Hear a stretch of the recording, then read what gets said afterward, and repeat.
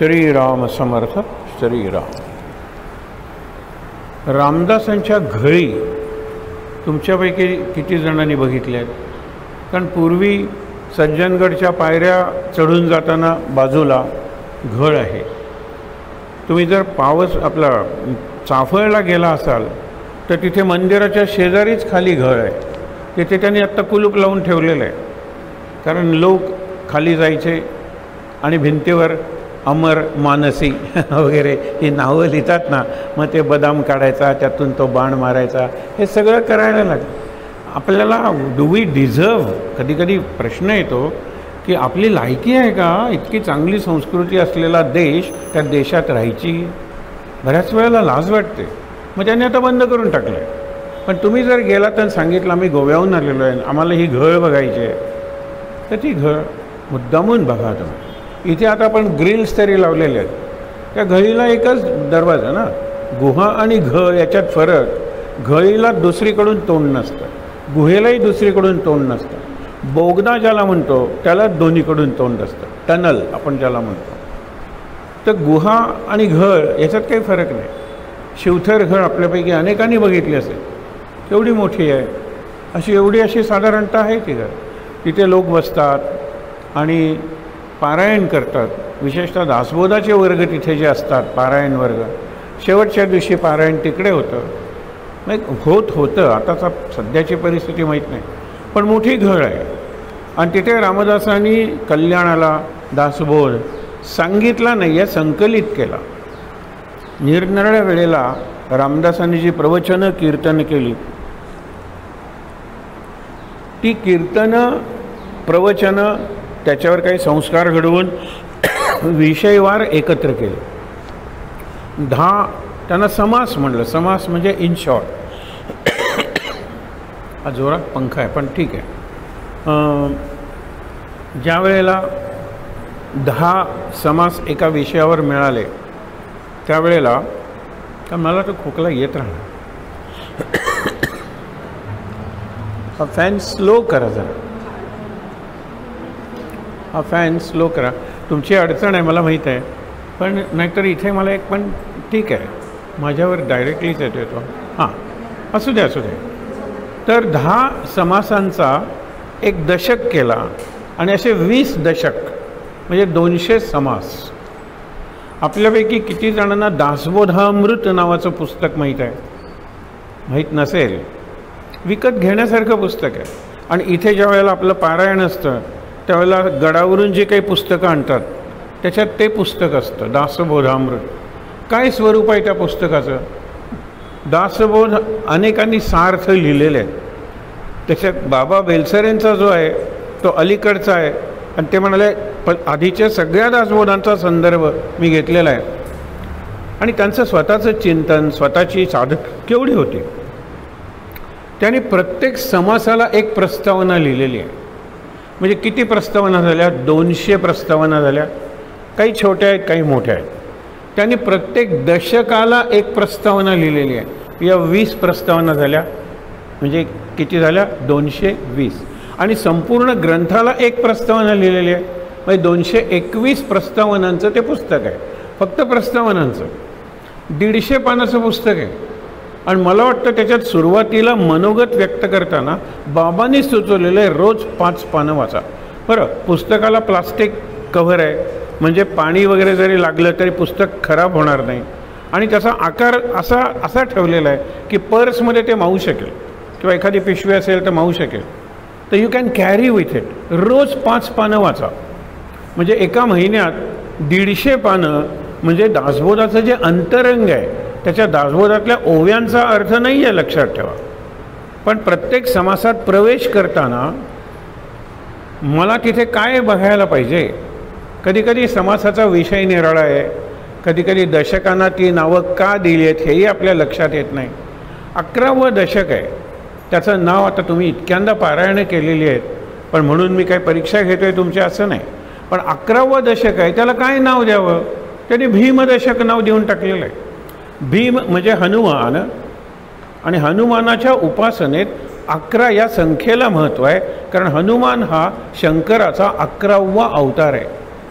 तो जरा तीव्र अवतार आहे, म्हणून त्याला भीमरूपी महारुद्रा म्हणतात. रुद्र म्हणजे शंकर, तो महारुद्र आहे हनुमान. आणि त्यामुळे काय की ते त्याला भीमदशक नाव दिलं. जे दशकांची नावं, त्यात असलेले समास यांच्यात काही फार संगती आहे असं नाही. मी का सांगतो तुम्हाला की दासबोध हा कुठल्याही ग्रंथावर आधारलेला ग्रंथ नाही आहे. ज्ञानेश्वरीला 18 अध्याय आणि 700 श्लोक. तुम्ही ज्ञानेश्वरी बघितलीत तर श्लोक संस्कृतमधला दिलेला आहे आणि त्याच्यावर ज्ञानेश्वरांची टीका म्हणतात, मराठीत भाष्य आहे, नंतर पुढचा श्लोक दिलेला आहे. असे 700 श्लोक संस्कृतमधले, गीतेतले, त्या अध्यायातले ज्ञानेश्वरीत दिलेले आहेत. म्हणजे एक शिस्त आली. तरी तुम्हाला सांगतो, ज्ञानेश्वरांनी गीतेत एक आलेला नाही विषय, तो म्हणजे कुंडलिनी. कुंडलिनी हा शब्दच गीतेत येत नाही, पण ज्ञानेश्वरांना तर कुंडलिनी जागृत झाली होती आणि त्या नाथ संप्रदायाची त्यांना दीक्षा होती. कारण त्यांचे गुरु कोण? मोठे बंधू निवृत्तीनाथ. निवृत्तीनाथांचे गुरु कोण? हे नवनाथ आहेत, त्यांच्यातले शेवटचे गहिनीनाथ. गहिनीनाथ हे म्हणून आपल्याला निवृत्तीनाथ शब्द बरं वाटतं, पण ज्ञानोबानाथ, ज्ञानेदेवनाथ नाही बरं वाटत. पण ते नाथपंथ आहे हे लक्षात ठेवा. आणि त्यामुळे नाथपंथात योग महत्त्वाचा आहे. ह्यांना योगाचे एवढे अनुभव आलेले आहेत की सांगावेत, त्या गीतेत घालावेत, म्हणून तो 19वा अध्याय तयार झाला, लक्षात ठेवा. आणि 19वा अध्याय लिहिला गेला. कुणी लिहिला तुम्हाला कल्पना आहे का? हे जे मोठे ग्रंथ आहेत ना, ते लिहिलेले नाही आहेत, ते सांगितलेले ग्रंथ आहेत. श्रोता वक्ता श्रीराम समर्थ आपण म्हणतो ना, मग तुम्ही सगळे श्रोते आहात, तुम्ही राम आहात आणि वक्ता हा रामदास आहे. श्रीराम समर्थ, श्रोता श्रीराम आणि वक्ता समर्थ आहे, हे लक्षात ठेवा. श्रोत्यांनी विचारलाय प्रश्न, श्रोते पुस्तकी कोण ग्रंथ, हा पहिला शब्द आहे दासबोधातला, श्रोते. आणि अनेकदा ऐका हो, परिसा हो, अवधान द्या हो, हे ज्ञानेश्वरीत आहे, हे याच्यात आहे, दासबोधात तर आहेच आहे, मनाच्या श्लोकातही आहे. म्हणजे सगळे ग्रंथ कसे आहेत तर गुरु शिष्य यांचा संवाद. इकडे समोर शिष्यच असायचे, जे लिहून घेतलंय त्यांनी तो कल्याण, तर त्यांचा उजवा हात होता, महत्त्वाचा शिष्य होता कल्याण, त्यांनी ते लिहून घेतलं. ज्ञानेश्वरी कोणी लिहून घेतली? सच्चिदानंद बाबा लेखक जाहला. आता सच्चिदानंद बाबा कोण? म्हणजे मला तुम्हाला आज एक सांगायचं आहे की हे सगळं विश्व, अनंत कोटी ब्रह्मांड चालवणारी जी सत्ता आहे, जी शक्ती आहे, जे चैतन्य आहे म्हणूया, तेच सगळं घडवतं. म्हणून त्याला आपण अनंत कोटी ब्रह्मांड नायक म्हणतो. शक्ती म्हणली ते अनंत कोटी ब्रह्मांड नायिका, पण नायक नायिकेला महत्त्व नाही आहे. अनंत कोटी ब्रह्मांड चालवणारी जी शक्ती आहे, त्या शक्तीला ज्या वेळेला इच्छा होते त्या वेळेला ते ग्रंथ लिहिले जातात, वाचले जातात, समाजात अत्यंत प्रचलित होतात. अगदी नम्रपणे सांगायचं झालं तर त्या शक्तीची इच्छा आहे आत्ता हा सत्संग इथे व्हावा, नाहीतर झालाच नसता. कितीतरी घटना असतात. आपण आधी विषय ठरवतो, आधी दिवस ठरवतो, मध्ये जगात, गोव्यात, आपल्या आजूबाजूला जिथे आपण राहतो तिथे किती घटना घडत असतात. त्या घटना आपल्या जीवनात घडल्या असतात तर आपणही पोचलो नसतो, हे लक्षात ठेवा. पण आपण पोचलो. 3-3 महिन्याआधी कार्यक्रम ठरलेले असतात. त्या 3 महिन्यात जग होत्याचं नव्हतं. खरं म्हणजे 24 तासात जग बदलत असतं, फिरत असते पृथ्वी. पण तरीसुद्धा 3 महिने कार्यक्रम आपण ठरवलेला आहे आणि तो कार्यक्रम त्यावेळेला होतो आणि चांगल्यापैकी होतो. ही काय आपली शक्ती आहे का? सांगा बरं. नाही, ही त्या नियंता आणि नियती तिची शक्ती आहे. आणि त्या शक्तीला जोडलं जाणं म्हणजे नाम आहे, आणि त्या शक्तीला जोडणं झालं म्हणजे मानसपूजा आहे. आज मानसपूजा विषयावर थोडं सांगायला सांगितलं आहे, पण ही प्रस्तावना फार महत्त्वाची आहे. ज्ञानदेव वगैरे कशाला गेले होते पैठणला? शुद्धीपत्र मागायला. शुद्धीपत्र त्यांना कशासाठी हवं होतं? तर तुम्ही संन्याशाची पोरात, तुम्ही अशुद्ध पोरात आणि अशुद्ध असल्यामुळे तुम्हाला शुद्ध केलं पाहिजे असं कोणी सांगितलं? तर आळंदीतल्या लोकांनी सांगितलं. आणि आळंदीतले लोक तुम्हाला माहीत आहेत की त्यांना अधिकार होता पण त्यांना इच्छा नव्हती, म्हणून त्यांना पाठवणं पैठणला. खरं म्हणजे तुम्ही काशीलाच जायला पाहिजे, पण पैठण म्हणजे दक्षिण काशी आहे. तेव्हा तुम्ही पैठणला जाऊन शुद्धीपत्र आणलं तरी चालेल. पैठणला काय गंमत झाली आपल्याला माहीतच आहे.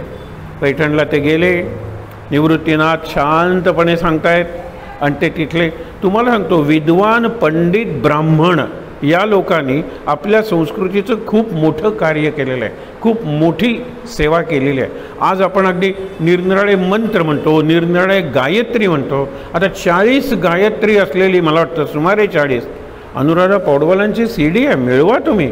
आता यावेळी चातुर्मास 5 महिने आलेला आहे, म्हणजे पंचचातुर्मास त्याला म्हणूया. केवढी संधी आहे आपल्याला आयुष्यात मिळालेली. त्याच्यापूर्वी आपण पुन्हा एकदा मुद्दामून भेटणार आहोत. 29 जूनला सुरू होतो आणि 5 महिने चालून नोव्हेंबरला तो संपतो. म्हणजे हे एकंदर 150 दिवस हे माझ्या आयुष्यातले सोन्याचे दिवस आहेत. हे मी आजपासून रोज सांगणार आहे. झोपताना ते दिवस जवळ येत आहेत, उठल्यानंतर दिवस जवळ येत आहेत. अरे जितकं आपण स्वतःला सांगू ना तितके आपण ते दिवस खरंच सोन्याचे करू. कृष्ण एकदम नृत्य केलेली नाही रासलीला. 11 महिने आधी त्यांना सांगितलेलं आहे की तुम्ही एक व्रत करा.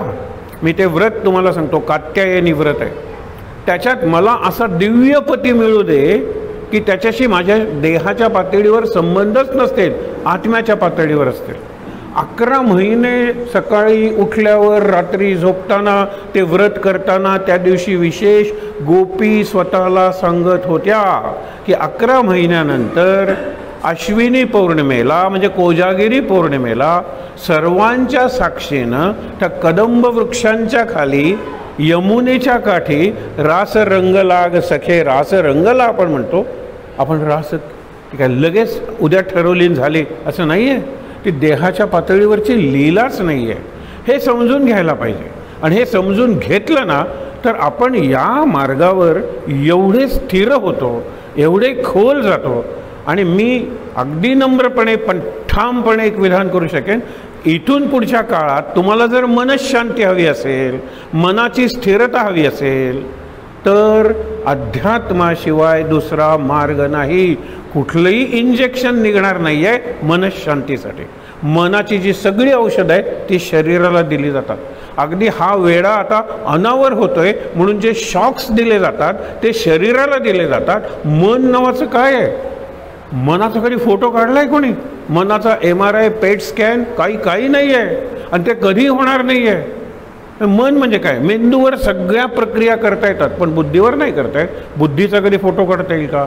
माझी कल्पनाशक्तीचा फोटो काढता येईल का? माझ्या स्मृती आणि तुमच्या स्मृती या इतक्या निराळ्या आहेत म्हणून माझा मेंदू आणि तुमचा मेंदू याची रचना आणि कार्य, स्ट्रक्चर अँड फंक्शन अगदी सारखं आहे. पण आपण निराळी माणसं आहोत कारण माझ्या स्मृती निराळ्या आहेत. त्या स्मृतीतून आलेल्या माझ्या प्रतिक्रिया निराळ्या आहेत. माझं वाचन निराळं आहे. माझ्या जीवनातले अनुभव निराळे आहेत. जीवनाकडे बघण्याची माझी वृत्ती निराळी आहे. माझी म्हणजे आपल्यापैकी प्रत्येकाची. म्हणून आपण व्यक्ती आहोत, हे लक्षात ठेवा. प्रत्येकाची अभिव्यक्ती निराळी आहे. अभिव्यक्ती मीन्स एक्सप्रेशन. एकाच प्रसंगाचं आपण निरनिराळ्या पद्धतीने दर्शन घेऊ शकतो आणि निरनिराळ्या पद्धतीने वर्णन करू शकतो आणि त्याच्यापेक्षा निरनिराळ्या पद्धतीने इंटरप्रिटेशन करू शकतो. त्याच्यासाठी हे सत्संग आहेत.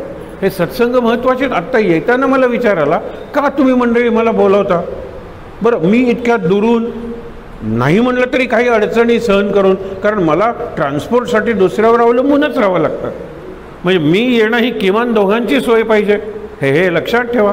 पण त्या दोघांवरही त्या नियतीची कृपा पाहिजे तरच हा होणार आहे कार्यक्रम. पण मी काय येतो इतक्या वेळा आलेलो आहे, आपण इतकं ते ऐकलेलं आहे, काही नवीन नाही आहे. आज मात्र आपण संकल्प करणार आहोत. पुढच्या वेळेला मला जर बोलवायचं असेल आणि त्या शक्तीला जर मी यावं असं वाटत असेल तर मी आणि तुम्ही आपण सर्वांनी एक संकल्प करूया. आज जे ऐकले त्यातले 1-2 विचार जे शेवटी सांगेन मी ते आपण जीवनात आणूया. आणि ते काही अवघड नाही आहे. त्याला कोणतीही शक्ती लागत नाही, त्याला कोणताही स्वतंत्र वेळ लागत नाही आणि पैसा तर नाहीच नाही. आणि तुम्ही जिथे जाल तिकडे तुमच्याबरोबर तुमचं मन येईल, तुमची बुद्धी येईल, तुमचं चैतन्य येईल, तुमचे सद्गुरू येतील. मानस पूजा कुठेही करता येईल. हीच संपत्ती पाहिजे ना, हीच सामग्री पाहिजे. कुशाला मानस पूजेला कुठेही जा तुम्ही आणि अत्यंत आनंदात राहत आहे. ते माझ्या थोड्याशा अनुभवावरून सद्गुरूंच्या पायाशी बसून त्यांच्या प्रेरणाने आज्ञेनं मी तुम्हाला सांगतोय, थोड्याशा अनुभवाने कुठल्याही परिस्थितीत आनंदात राहतात. रिलॅक्स्ड, अत्यंत शांत राहता येतं. सरळ साधं, सोपं, सोज्वळ, सात्विक, सुंदर राहता येतं. काही पैसे लागत नाहीत. जरा बदल केला पाहिजे दृष्टीत. डोळ्यात नाही बदल करायचा, दृष्टीत. जरा बदल करायला पाहिजे श्रुतीत. कान आहेत, ऐकणं आहे. Listening is different, hearing is the same. मूर्खा हा शब्द घरातल्या सगळ्यांनी ऐकलेला आहे. मुलगा म्हणतो घरातला, बाबांनी आज फक्त 111 वेळा हा शब्द वापरला नाही, त्याच्यावर काही परिणाम नाही. ताई म्हणते, अरे ते तुला म्हणलेत, मला लाज वाटते. बघा, शब्द सगळ्यांनी एकच ऐकला आहे, बट लिसनिंग इज डिफरंट. तिला जरा हा कुठेतरी लागलाय, अरे भाऊ तुला 111 तू मूर्खा शब्द स्कोअर ठेवतोयस, त्याचा अर्थ लक्षात घेत नाहीस, तो मनावर घेत नाहीस, सुधारण्याचा प्रयत्न करत नाहीस. म्हणजे तिला तो शब्द निराळा वाटला. बघा तुम्ही, म्हणजे एकच शब्द, एकच प्रवचन, एकच वचन, एकच वाक्य, प्रत्येकाला ते निरनिराळं वाटतं आणि वाटलं पाहिजे. पण त्याच्यात शेवटी एक जो इसेन्स असतो, इसेन्स, त्याला समास शब्द समर्थांनी वापरलेला आहे. समासेन गीतेत सांगतात, अर्जुना मी तुला इतकं सांगितलं, आता समासेन म्हणजे संक्षिप्त रूपात, इन शॉर्ट, समरायझिंग, मी समरी कर. तर लक्षात घ्या, मी सांगत होतो तुम्हाला, तर ही 4 भावंड गेली कुठे? पैठणला. कशासाठी गेली? शुद्धीपत्र आणण्यासाठी. निवृत्तीनाथ म्हणतायत, त्यावेळेला निवृत्तीनाथ सांगतायत, पण हे विद्वान पंडित ऐकतच नाही आहेत. ज्ञानेश्वरांनी जरा वरच्या आवाजात, कधी बोलत नाही ती मंडळी वरच्या आवाजात, पण वरच्या आवाजात बोलतात त्यावेळेला जगाचं कल्याण असतं. हे मुद्दामून लक्षात ठेवा. राम नेहमी खालच्या आवाजात बोलतो, वरच्या आवाजात बोलला जगाचं कल्याण आहे. एक काहीतरी विचार देऊन गेलेला आहे, प्रसंगाला अशी काही कलाटणी दिलेली आहे की त्याच्यात जगाचं हित आहे. रामाचं तर आहेच, रामासमोर असलेल्या लोकांचं तर आहेच, पण जगाचं and for all time to come, म्हणजे सार्वकालीन अँड सार्वजनीन. सार्वजनिक म्हटलं की निराळा वापर, पण सार्वजनीन आणि सार्वकालीन त्याला युनिव्हर्सल म्हणलेलं आहे. म्हणजे सर्व लोकांसाठी, सर्व ठिकाणी, सर्व काळात जे योग्य असतं त्याला युनिव्हर्सल म्हणलेलं आहे. असू दे. तर ज्ञानेश्वर म्हणाले, सगळ्यांच्यात आत्मा एक आहे, तर कोण कोणाला शुद्धीपत्र देणार? इतक्यात तिथून खरंच एक रेडा चालला होता आणि त्या रेड्याचं नाव खरंच ज्ञाना. मी खरंच का म्हणतो, एक स्मारक आहे, कधी गेलात पुण्याला तर मुद्दा म्हणून बघा, तर ज्ञान्या नाव आहे त्याचं. अरे तू ज्ञानवान, तोही ज्ञाना आमचा. तुला येतात का वेद? काही दादानी शिकवलंय, ऐकलेलं. मला मग गुरुच्या येतात काही, त्याच्या तोंडून काढ, हे आपल्याला माहीत आहे. आणि म्हणून ओम अग्निमिळे पुरोहितम ही जी ऋग्वेदातली पहिली ऋचा, ती ज्ञानेश्वरांनी त्याच्या तोंडून काढल्याबरोबर त्याचा मालक काय करत होता? पखाली. पखाली म्हणजे लेदर बॅग्स, पिशव्या, त्यातून नदीचं पाणी आणायचं आणि जिथे लोकांना पाहिजे तिथे पुरवायचं. विशेषतः बांधकाम कुठे चालू असेल त्याला पखाल म्हणतात. पखाल ते पखालीनं विकत होता. तो शॉक लागल्यासारखा बाजूला झाला, अरे हा रेडा आहे कोण? नक्की संस्कृत बोलतोय, मलाही ते काही कळत नाही. तो म्हणतो, हा मला नको रेडा, तुम्ही घेऊन जा. शेवटी काय झालं? रेड्याच्या तोंडून वेद वदवले म्हणल्यानंतर ज्ञानेश्वरांनी आणखीन म्हणाले, तुम्ही त्याला फटके मारा, मी ते वळ माझ्या पाठीवर तुम्हाला दाखवतो. सगळीकडे एक परमेश्वर वसून राहिलेला आहे. आपल्यापैकी प्रत्येकाला त्याचा अनुभव यायला पाहिजे, पण काही जण घेतच नाहीत, त्याला तो अनुभव काय करणार आहे? सगळीकडे परमेश्वर भरलेला आहे, ही वस्तुस्थिती आहे. Reality, not truth, not fact, but reality, वस्तुस्थिती आहे, वास्तवता आहे. मग ते झाल्यानंतर शुद्धीपत्र तिथेच राहिलं. सगळ्यांनी ज्ञानोबांचा गजर केला, त्यांना नेहमीप्रमाणे खांद्यावर घेतलं, डोक्यावर नाचवलं आणि शुद्धीपत्राची गरजच पडली नाही. कोण कोणाला करणार? सगळेजण थक्क झाले, नमस्कार केला, शरण गेले ज्ञानेश्वरांना. आणि ही 4 भावंड गेली होती, ती 4 भावंड पैठणून आळंदीला येताना हा ज्ञाना रेडा त्यांच्याबरोबर होता. आता मध्ये नेवासे लागतं. आपण कधी विचार करत नाही वाचताना, पारायणं करत राहतो. पण नुसती पारायणं करू नका. बाबांची अलीकडची जी प्रवचन आहेत त्यांनी अगदी स्पष्टपणे बोललेलं आहे. शेवटी मी पहिल्यापासून मी बोलत आलेलो आहे. आता जरा मी तीव्रपणे किंवा उग्रपणे बोलतो. लोकांना वाटतं सर चिडलेत का? चिडले नाही, तो चिडायच्या पलीकडची आता ही परिस्थिती झालेली आहे. पण एक लक्षात ठेवा, पारायणं किती करणार तुम्ही? त्या पारायणात काय अर्थ आहे? बाबा सांगतात, आज सकाळी एक गीत मी ऐकलं, की बरं झालं माझं मडकी जी मी डोक्यावरून नेत होते ना, बरं झालं ती फुटली, आता पाणी आणायचं कारणच नाही. मी श्रीराम श्रीराम म्हणत होती, ती माळ तुटली, बरं झालं, आता माळेवर श्रीराम श्रीराम म्हणायचं कारणच नाही. कबीराचं आहे कबीराचं. आणि मग तो म्हणतो राम हमारा जप करे हा माहीत आहे. आपल्याला त्याच 2 ओळी माहीत असतात, हे त्याच्या आधीच आहे. मी डोक्यावरून पाणी आणत होते म्हणजे प्रपंच करत होते. नदीवर जायचं, मटकीतून पाणी आणायचं, अच्छा हो गया. म्हणजे हिंदीतलं गाणं आहे ते, मटकी फूट गई. आणि हे एका पाकिस्तानी गायकाने म्हणलेलं आहे, इतका तल्लीन म्हणून तो म्हणतो, काय तो राम म्हणतो, ओम म्हणतो, आणि हे पाकिस्तानात आहे. आपल्याकडे काही चित्र निराळे दिसतं तुम्हाला माहीत आहे, पण जाऊ दे, बदलते चित्र हे मात्र नक्की आहे. And beach is changing for the better. तो विषय नको म्हणून मी वाढवत नाही, पण त्यांनी इतकं तन्मय होऊन म्हणलेलं आहे. शेवटी तो म्हणतो की माझे श्वास बंदच पडलेले आहेत, हे जे चालू आहे ना ती जपमाला चालू आहे, कारण श्वासावर मी नाम आरूढ केलेला आहे. हा अर्थ आहे राम हमारा जप करे हम बैठे आराम. आता पाणी आणायचं नाही आहे, आता माळेवर जप करायचा नाही आहे, आता रामही म्हणायचं नाही, रामच म्हणतोय. आता राम हमारा जप करे याचे 2 अर्थ आहेत. एक म्हणजे मी ठरवलं आहे श्रीराम जयराम जय जयराम 3 माळा करायच्या. आता मी कशाला, रामच आतून श्रीराम जयराम हा वरचा अर्थ झाला. पण राम हमारा जप करे, मी जर श्रीराम जयराम जय जय म्हणतील तर तो राम म्हणत असेल श्री कबीर जय जय कबीर हमारा जप करे. एवढा अधिकार आहे हो. आणि शेवटी तो काय लूमच चालवतो ना, म्हणजे हातमागच चालवतो, खटक खटक खटक खटक खटक खटक एवढंच करतो. आणि तो खटक असं करतो, म्हणजे एक धागा उभा एक धागा आडवा, एक धागा उभा एक धागा आडवा, यांनी वस्त्र विणतात. कितीतरी सांगता येईल, पण आपण फक्त मला तुम्हाला सांगायचं आहे, तो नेवाशाला ज्यावेळेला ज्ञानेश्वरी सांगितली त्यावेळेला तो रेडा त्यांच्याबरोबर असला पाहिजे, कारण तो जुन्नरला पुण्याच्या जवळ मेला. नगरजवळ आहे, अहमदनगर ज्याला म्हणतात, नगर म्हणतो आपण त्याला, आता तिथे नेवास आहे. तिथे मग बांधत असतील त्याला लोक, त्याचं दर्शनही घेत असतील. कदाचित त्याला हळद कुंकू पूजा करायला आपण लोक काय मागे आहोत का? जरा दगडाला शेंदूर लावला की नवीन देव आपला तयार होतो. असू दे, पण इथे होता तो त्यावेळेला. मला तेही सांगायचं नाही. ही 4 जणं आली आणि त्या गावातले, आत्ता तुम्हाला सांगितलं की तो हे झाला लेखको झाला, तर तो अत्यंत महत्त्वाचे असे सच्चिदानंद कुलकर्णी, गावातले प्रतिष्ठित, सगळे लोक मान देत होते, सगळ्यांना आवडत होते, ते मेले. ज्ञानोबांच्या कानी गोष्ट आली, कारण सगळं गाव शांत झालं की कदाचित दुकानही बंद केले असतील. ज्ञानदेव म्हणे आम्ही प्रवेश केला आणि गावातली सर्वांना प्रिय असलेली व्यक्ती मेली, असं होणारच नाही, आपण जाऊन बघूया. मग तिथे आले आणि त्यांनी काही मंत्र म्हणला असेल काहीतरी, आणि त्यांनी ते पाणी टाकलं आणि सच्चिदानंद बाबा उठून बसले. ते म्हणाले तुम्ही सगळेजण असे का आहात, काय झालेलं आहे? ते म्हणाले नाही, सगळी तयारी आम्ही केलेली आहे. नाही म्हणाले, मी मेलो आहे ना तुमच्यासाठी, तर मी मेलेलोच राहू दे. या मुलांमुळे माझा जर पुनर्जन्म झाला असेल तर उरलेलं आयुष्य या मुलांबरोबर. आणि सच्चिदानंद बाबा शेवटपर्यंत होते, त्यांनी देह ठेवेतोपर्यंत ज्ञानेश्वरांबरोबर होते सच्चिदानंद बाबा. आणि जुन्नरच्या जवळ आळे म्हणून काहीतरी गाव आहे, तिथे या रेड्याची समाधी आहे.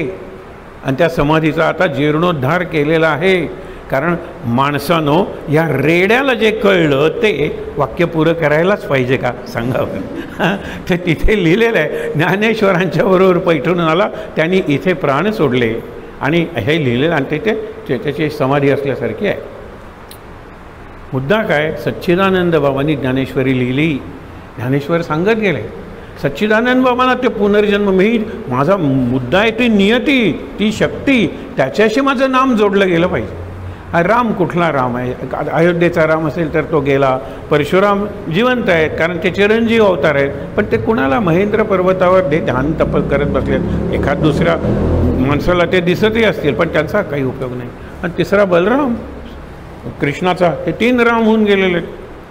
मग श्रीराम म्हणताना हा राम, दुसरा राम, तिसरा राम असं म्हणतो का आपण? नाही हो.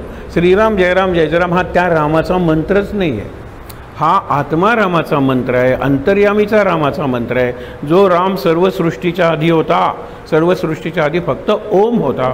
ओम मधून सगळी नामं आलेली आहेत. म्हणून ओम म्हणजे श्रीराम जय राम जय जय राम, ओम म्हणजे ओम नमः शिवाय, आणि ओम म्हणजे ओम नमो भगवते वासुदेवाय. देवीचे वगैरे कुठलेही मंत्र असतील त्याचा मूळ अर्थ ओम हा आहे. कारण सृष्टीच्या आधी, आत्ता आणि सृष्टी संपली, प्रलय वगैरे झाला तरीसुद्धा तो ओंकार असणार आहे. आता ओंकाराबद्दल खूप संशोधन झालेलं आहे, अंतराळातून येणाऱ्या वेव्हचं संशोधन, आणि पाश्चात्यानं हे पटायला लागलेलं आहे की आपले ऋषी भारतातले जे सांगत होते सगळंच योग्य होतं, सगळंच बरोबर होतं असं कोणी म्हणणार नाही आणि म्हणू नये, पण त्यातला इसेन्स होता तो एवढा बरोबर होता त्यांना आता कळायला लागलेलं आहे. कारण ते त्यानं त्यावेळेला कुठली ॲपॅरेटस होतं, मोबाईल नव्हता किंवा हे नव्हतं, कॉम्प्युटर नव्हता, काहीही नव्हतं. पण दोन प्रकारची प्रज्ञा आहे, एक अंतःप्रज्ञा आहे आणि एक तर्कप्रज्ञा आहे. तर्कप्रज्ञा म्हणजे रिझनिंगवर, लॉजिकवर अवलंबून असणार आहे. पाश्चात्य देशांनी जे ज्ञान, विज्ञान, तंत्रज्ञान आपण म्हणतो ना, सायन्स, टेक्नॉलॉजी, त्याचा विकास केला, इट इज लॉजिकल थिंकिंग. पण व्हॉट अबाउट इंट्युटिव्ह थिंकिंग? अरे प्रत्येक खेळाडू म्हणतो हरत आलेली मॅच मी जिंकले म्हणून ती स्टेफी ग्राफ वगैरे कुठल्याही इतक्या रडतात तो कप घेताना. तुम्ही मुद्दामून बघा की it was not me who was playing, मी खेळतच नव्हते, कुठली तरी शक्ती माझ्यात संचारली आणि मी हा कप हरता हरता जिंकला. त्या शक्तीचा स्पर्श मला झाला. म्हणजे त्यांनी ती पॉवर म्हणत असतील, पण दॅट टच्ड मी, त्यांनी मला स्पर्श केला आणि मी निराळ्याच प्रकारच्या किंवा निराळ्या लेव्हलवर खेळायला लागले. हे आपल्याला कळलं पाहिजे. आपल्या प्रत्येकाची लेव्हल खूप वरची आहे, आपण खूप खालच्या लेव्हलवर परफॉर्म करतो आहे आणि सगळं ठीक चाललं आहे ना, सगळं ठीक चाललं आहे, मुलगी शिकते, मुलीचं लग्न लागलं, हे सगळं ठीक. अहो सॅटिस्फॅक्टरी आहे हे, satisfactory, and satisfactory is not a positive remark. आम्हाला हेडमास्टरला CR मध्ये लिहिलेले सॅटिस्फॅक्टरी खोडून, कारण सॅटिस्फॅक्टरी म्हणजे नॉट गुड, हा निगेटिव्ह रिमार्क आहे. म्हणलं अरे बापरे, आम्ही गुड लिहितो, कारण ती शिक्षिका इतकी घाण होती, काहीतरी लिहायचं म्हणून मी सॅटिस्फॅक्टरी लिहिली. पण तिच्या कल्याण होत असेल तर आणा तिचा CR, मी बदलतो आणि गुड लिहितो तिथे. म्हणून आपला ज्याला ठीक चालला आहे, अच्छा आहे, बढिया आहे, ठीक आहे, तो सॅटिस्फॅक्टरी, त्याच्यावरती गुड, बेटर, बेस्ट, एक्सलंट. आणि एक्सलंट ही अशी प्रोसेस आहे, एक्सेलिंग, एक्सलन्स. एक्सलन्स म्हणजे मी एक्सेल करायला पाहिजे. काल इथे होतो, आज इकडे होतो. आता निरनिराळे खेळाडू आपलीच रेकॉर्ड्स मोडायला लागलेत की नाही, तसं मी माझं रेकॉर्ड मोडलं पाहिजे, झोपेचं रेकॉर्ड मोडलं पाहिजे. म्हणजे कमी झोप आणि जास्त ॲक्टिव्हिटी किंवा जास्त एफिशियन्सी, हे मला जमलं पाहिजे. आणि म्हणून तुम्हाला सांगतो की हे सत्संग वगैरे आहेत ना, ते वाया जाऊ द्यायचे नाही. मला किती सत्संग उरलेले आहेत माझ्या आयुष्यात हे मला माहीत नाही, मला म्हणजे आपल्यापैकी प्रत्येकाला माहीत नाही. पूर्वी कसं होतं, रामराज्याच्या व्याख्येत एक वर्णनात एक सुंदर मुद्दा येऊन जातो. रामराज्यात कधीही वडिलांनी मुलाच्या चेतेला अग्नी दिला नाही. आज वर्तमानपत्र उघडा, रोज 1-2 माणसं मेलेली असतात, 2 व्हीलरवरचे तर नक्कीच मरतात आणि त्यांची वय 30च्या खाली असतात. म्हणजे बऱ्याच वेळेला आजोबांना कारण वडील कारमध्ये वडीलही गेलेले, आजोबांना अग्नी द्यावा लागतो. हे कलियुग आहे. रामायणात कधीही नाही. मुलगा जगायचा, त्याच्या वडील त्याचं आजोबा, क्रमाने सगळं व्हायचं. आजोबा आधी मरायचे, नंतर बाबा मरायचे, नंतर मुलगा मरायचा. तुम्ही म्हणाल का? अरे सगळेजण शिस्तीनं वागत होते, सगळेजण ट्रॅफिकचे रूल पाळत होते, सगळेजण आरोग्याचे, आहाराचे रूल्स पाळत होते, सगळेजण नित्य जीवनशैली कशी असावी, दिनचर्या कशी, ऋतुचर्या कशी, उन्हाळ्याला जरा चर्या बदलली पाहिजे ना, आपली स्टाईल ऑफ लिव्हिंग बदलली पाहिजे, ते करत होते. आणि म्हणून रामराज्यात ज्याला अकाली मृत्यू, आपण ज्याला अननॅचरल डेथ म्हणतो, आणि ते 3 प्रकारचे आहेत. एक म्हणजे आत्महत्या, दुसरा म्हणजे खून आणि तिसरा म्हणजे अपघाती मृत्यू. आज या 3 मृत्यूंचं थैमान आहे, लक्षात ठेवा, थैमान चाललेलं आहे सगळ्या जगात. गोव्यात तर पॉप्युलेशनच्या दृष्टीने खूपच मृत्यू होत आहेत, हे लक्षात ठेवा. पोलीस डिपार्टमेंट दर 3 महिन्यांनी देतं. आपला हा विषय आहे का? अरे जीवन समजायचं असेल तर मृत्यूवर चिंतन केलं पाहिजे आणि केव्हाही मरणाचे स्मरण असावे, हरिभक्तीस सादर व्हावे. हे आपल्याला पाठ आहे. पण मरणाचं स्मरणच आपल्याला नसतं. आणि स्मरण कोणी करून दिला, हे काय वेळ आहे का स्मरण करून द्यायची, हे काय वय आहे का स्मरण करून द्यायचं, हा काय प्रसंग आहे का स्मरण करून द्यायचं. अरे प्रत्येक क्षणी मी मरतोय, मरणाचं स्मरण असावं, कारण कोणता श्वास शेवटी कुठे कशा पद्धतीने जाणार आहे कोणालाही माहीत नाही, कॉम्प्युटरवाल्यालाही माहीत नाही. नाही तर कॉम्प्युटरनी कितीतरी या ज्या ट्रॅजिक होतात ना, सुनामी कधी प्रेडिक्ट केलेली नाही आहे. हे वादळ वगैरे प्रेडिक्ट करतात, परंतु जो लॉस होणार आहे तो ह्युमन लाईफ, जे वाचायचे असतात ते वाचतात, मरायचे असाल ते मरतात. प्रारब्ध नावाचा जो एक फोर्स आहे, म्हणून आज एक चौकट सांगतोय, ती चौकट आपण आपल्या जीवनात घट्ट करूया. चौकटीत मध्ये आहे ना ती गुरूंची इच्छा, ही सद्गुरूंची इच्छा ही मध्ये आहे. सगळ्यात वरती आहे ते प्रारब्ध आहे, माय डेस्टिनी. प्रारब्ध माय डेस्टिनी. कुटुंब असेल तर कुटुंबाची एक जॉईंट डेस्टिनी असते. गोवा जॉईंट डेस्टिनी आहे. सरकारने घेतलेले निर्णय चुकले की सगळ्या जनतेला सोसावे लागतात, हे लक्षात ठेवा. जॉईंट डेस्टिनी आहे, पण डेस्टिनी आहे. डेस्टिनी शब्द समजण्यासाठी वापरतोय. प्रारब्ध म्हणजे नशीब नाही, प्रारब्ध म्हणजे दैव नाही, माझ्या कर्मांचं फळ, हे प्रारब्ध आहे. बरोबर. आणि हे प्रारब्ध हे वरची चौकटीची पहिली बाजू आहे. त्याच्यानंतर इकडे प्रेरणा, इकडे प्रार्थना आणि इकडे प्रयत्न. म्हणजे मी क्लॉकवाईज वाचतो. इकडे प्रारब्ध आहे, इकडे प्रार्थना आहे, इकडे प्रयत्न आहे, इकडे प्रेरणा आहे आणि मध्ये सद्गुरूंची इच्छा आहे. सद्गुरूंची इच्छा सेंट्रल असली पाहिजे आपल्या जीवनात. घडलंय सद्गुरूंची इच्छा, झाला मुलगा हरकत नाही, मुलगा गेला हरकत नाही, मला हा रोग झाला हरकत नाही, हरकत नाही, तरच मी अत्यंत पॉझिटिव्हली कुठल्याही अडचणीला, माझ्या शरीरातल्या कोणत्याही व्याधीला तोंड देणार आहे. ह्याला पॉझिटिव्ह लिव्हिंग म्हणतात. म्हणून कबीर म्हणतो की फुटली बरं झालं, आता पाणी आणायची कटकट गेली, माळ तुटली बरं झालं, आता माळेवर जप करणं राहिलं. हे बरं झालं, बरं झालं. तुकाराम आठवतो ना तुम्हाला? हे तुकाराम, कबीर, आईन्स्टाईन वगैरे सगळे एकत्र असेल, मला नक्की वाटतं की ते एकच भाषा बोलतात सगळेजण. सायंटिस्ट असले म्हणून काय झालं, संत हे सायंटिस्टच आहेत, ते डॉक्टर आहेत मनाचे, आणि बाकीचे डॉक्टर आहेत तनाचे, म्हणजे शरीराचे. शरीराचे डॉक्टर्स आणि त्यांच्या स्पेशालिटीज मी काय सांगायला पाहिजे का? पण संत, आणि आपण आत्ता वाचणार आहोत ती मानसपूजा, संतांनी लिहिलेली मानसपूजा. मानसपूजा म्हणजे अर्थात मनानी पूजा, मनानं, मनात, मनासाठी आणि मनातलीच सामग्री वापरून केलेली पूजा. इथे सामग्रीही मनातली आहे, कृतीही मनातली आहे, करणाराही मनात आहे. याला उदाहरण दिलेलं आहे ज्ञानेश्वरांनी फार चांगलं. आपल्यापैकी अनेकांनी वेरूळ औरंगाबादला जाताना ती कैलासचं लेणं, कैलासचं मंदिर आणि वेरूळची लेणी. कैलासचं मंदिर एका दगडात बांधलेलं आहे, पर्वत, आणि दगडात बांधल्यामुळे आधी कळस मग पाया असं ते मंदिर बांधलेलं आहे. कारण त्यांनी एवढा मोठा पाया घेतला असता तर पुढे कळसाला जागाच उरली नसती, म्हणून आधी कळस घेतला, त्या प्रपोर्शनमध्ये करत करत पाया. त्या मंदिराची वैशिष्ट्य काय आहेत की त्याच्यात एक पुजारी आहे बसलेला, बरोबर, पूजेची साधनं आहेत, नंतर मूर्ती आहे समोर, मूर्तीही दगडात, त्याच दगडात, पुजारीही त्याच दगडात, साधनं, घंटा वगैरे सगळी त्याच ह्याच्यात, हळद कुंकूही त्याच्यात, अगरबत्तीचा धूरही तिथेच, सगळं तिथेच. हेच मी मगाशी सांगितलं ना, सगळीकडे ईशत्व किंवा परमेश्वरी गुण भरून राहिलेला आहे. सगळे आपण एका सबस्टन्सचे बनलेलो आहोत. आपण सबस्टन्स निराळे करतो, आपण भेद बघतो. ती गोरी आहे, का ही काळी आहे, तो उंच आहे, हा शॉर्ट आहे, तो श्रीमंत आहे, गरीब आहे, हे भेद करण्याचा छंद लागले आपल्याला. आणि भेद अमंगळ म्हणलेलं आहे, आणि याच्या पलीकडे गेलं कीच मन शांत होणार आहे. किती भेद, रोज आपण एकेका भेदाला तिलांजली देऊया का? आपण जसं श्राद्धाच्या वेळेला ते काळे तीळ आणतो, ते अंजली देतो ना, मी हा भेद माझ्या जीवनातून घालवला, जाती भेद घालवला. कसली जात, कसला धर्म. आणि 10वीचे वगैरे रिझल्ट्स बघितले तर आपण रँक काढून टाकलेले आहेत. महाराष्ट्रातल्या रँक्स बघा, त्याच्यात किती वरच्या वर्णातले लोक आहेत आणि किती खालच्या वर्णातले लोक आहेत. सो कॉल्ड वर्ण, कसला वर्ण, कसला अभिमान, काहीच नाही आहे ते. त्यामुळे नुकसान समाजाचं झालेलं आहे, ते अजूनही होतं आहे, कारण त्याच्यात राजकीय हित आहे किंवा सोय आहे. मी माझं का अहित होऊ देऊ? भेद गेला, हा भेद गेला, तो भेद गेला. आपल्यात निदान 100 भेद आहेत, लक्षात ठेवा. आणि आपण ती यादी तयार करूया, आणि रोज रात्री झोपताना, महाराज या भेदावर मी तिलांजली वाहतोय, हा भेद माझ्या जीवनात पुन्हा डोकं वर काढू देऊ नका.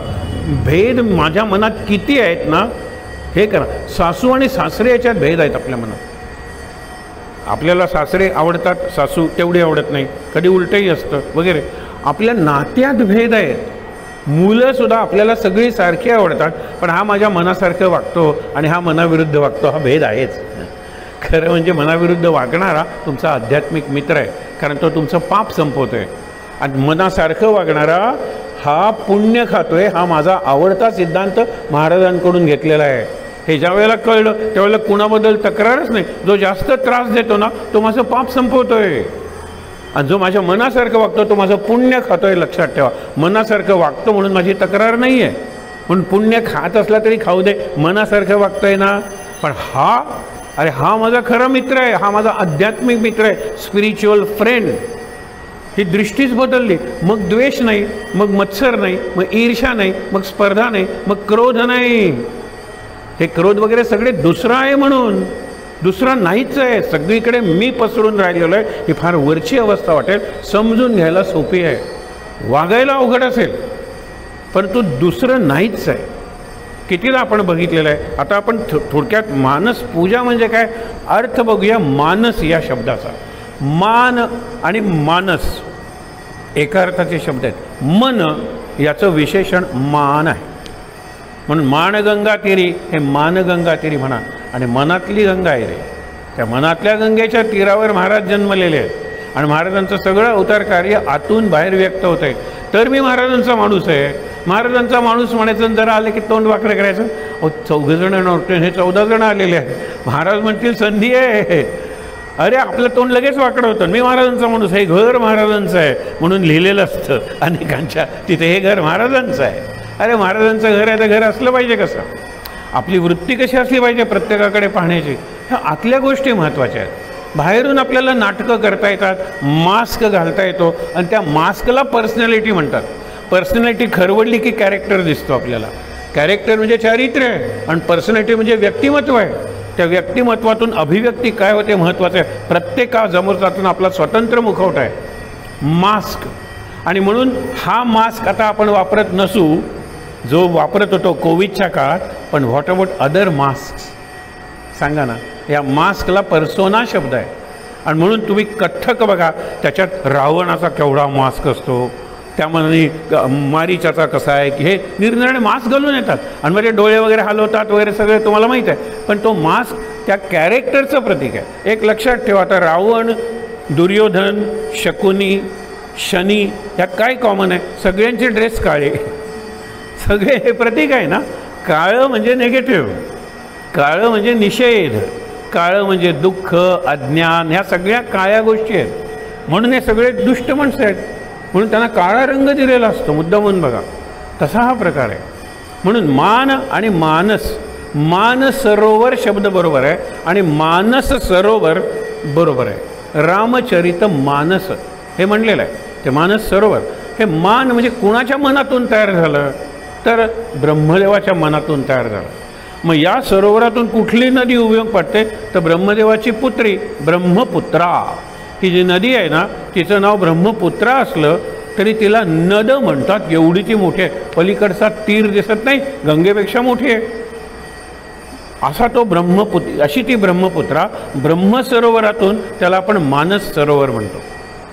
आता मानस सरोवर हे जे सांगितले तुलसीदासांनी रामचरित मानसात, ते रामाचं चरित्र मानसात म्हणजे मनात ठेवा.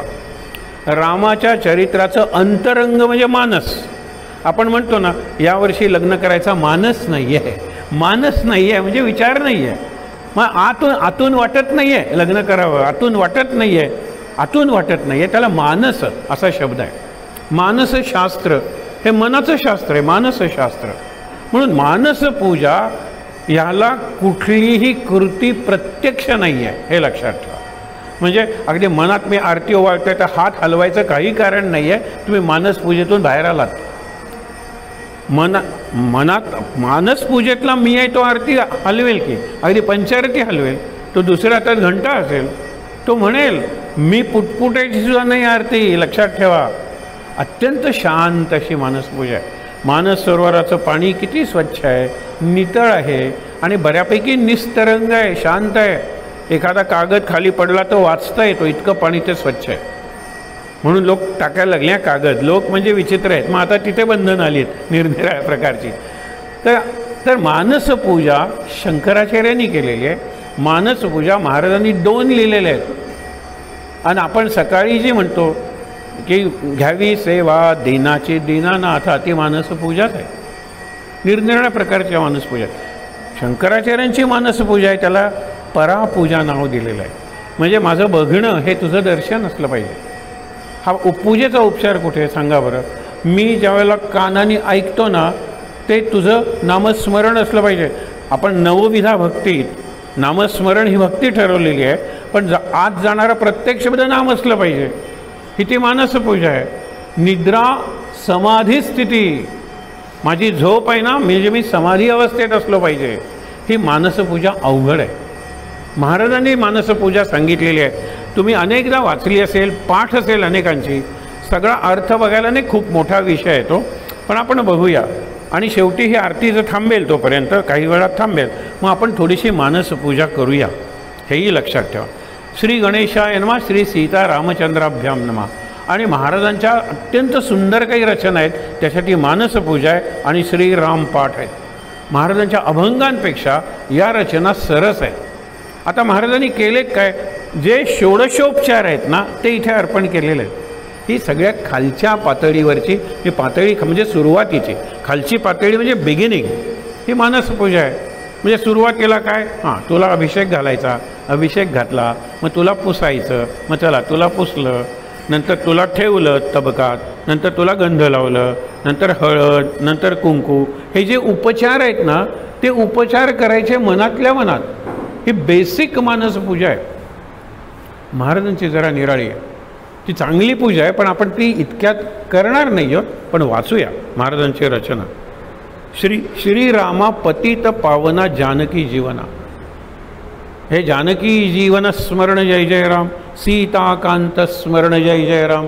हे येतं काय, जानकीचं जीवन जो राम आहे, आणि राम राम म्हणतच ती जानकी रावणाच्या लंकेत अशोक वनात, त्या अशोक वृक्ष म्हणतात त्याला, त्या झाडाच्या खाली जिवंत होती 9 महिने आणि काही दिवस. हे लक्षात ठेवा. राम नाम तिला तारत होतं. जानकीचं जीवन आहे. बरं, संस्कृत आहे, जानकी हे ज्याचं जीवन आहे असा राम. जानकी हे ज्याचं जीवन आहे, म्हणजे सीता आणि राम हा समास. तुम्ही सीतेचा राम बरोबर, रामाची सीता, राम आणि सीता, रामच सीता, सीताच राम. कितीतरी तुम्ही समासी अर्थ सांगू शकता सीताराम या शब्दाचे. सगळ्यात वाईट अर्थ सीता आणि राम हा वाईट अर्थ आहे. ह्या 2 निराळे नाहीच आहेत. आपण ज्यावेळेला श्रीराम म्हणतो त्यावेळेला श्री म्हणजे सीता. आपण प्रत्येक वेळेला श्रीकृष्ण म्हणतो त्यावेळेला श्री म्हणजे रुक्मिणी किंवा राधा. श्रीनाथ, प्रत्येक वेळेला श्री आधी येते आणि ती श्री जोडून लिहायची असते. आपण नेहमी तोडून लिहितो. श्रीराम जयराम नाही, श्रीराम एक शब्द आहे. जोडून लिहिले ते श्रीयुत राम होतात. श्रीयुत राम भाऊ कुलकर्णी काही होतं ना. आपण जे वर्तमान आपल्या आमंत्रण पत्रावर लिहितो ना, श्री तोडून, श्रीयुक्त आणि श्रीयुत. आपण श्रीयुत आहोत सो कॉल, पण श्रीयुक्त राम आहे, श्रीयुक्त कृष्ण आहे, श्रीयुक्त पांडुरंग आहे. श्रीयुक्त म्हणून आधी नेहमी स्त्री येते. स्त्रीचा उल्लेख येतो. लक्ष्मीनारायण, श्री लक्ष्मीनारायण, आणि श्री जोडून घ्यायचं. हा एक भाग लक्षात ठेवा. म्हणून काय सांगितले, श्रीरामा पतित पावना जानकी जीवन.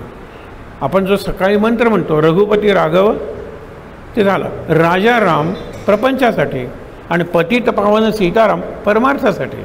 अरे मी एवढा पतित आहे, माझा उद्धार मीच करणार आहे, तर रामा मला मदत कर. हा पतित पावन सीताराम. आणि जानकी जीवन किंवा राजा राम हा अयोध्येचा राजा आहे.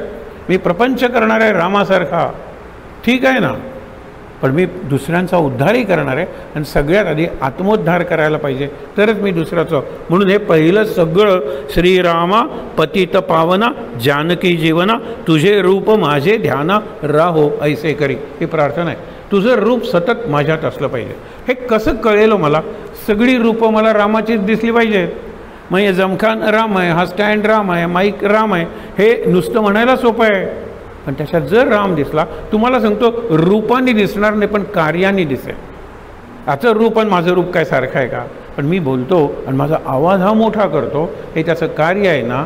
हा तापतो, हा गरम होतो, पण माझा आवाज मोठा करतो, माझी सेवा करतो. स्वतःला त्रास करून दुसऱ्याची सेवा करतात त्यांना संत म्हणतात, त्यांना देवाचे अवतार म्हणतात. आणि म्हणून म्हणतात ना की काय वानू देवा संतांची उपकार मज निरंतर जागविती, किंवा जगाच्या कल्याणा संतांच्या विभूती देह कष्टविती उपकारे. किती कष्ट सोसतात आपल्यासाठी. आणि म्हणून आई ही घरातली संत आहे, साध्वी आहे. किती कष्ट सोसते ते, त्या कष्टाला अंतच नाही. आजची आईसुद्धा मुलासाठी जेवढं करते तेवढे आजचे वडील करत नाहीत. उघड आहे, प्रत्येक घरातलं आपल्याला दिसू शकेल. पण हे लक्षात ठेवा, तुझे रूप माझे ध्याना. महाराज म्हणतात की देवाने केवढी सोय केली आपली की तू माझ्या सन्मुख राहा. त्याला परायण म्हणलेलं आहे. परायण. आता खांबाकडे बघताना अरे खांबात मी आहेच की, तुला दिसत नाही, तुझं दुर्दैव.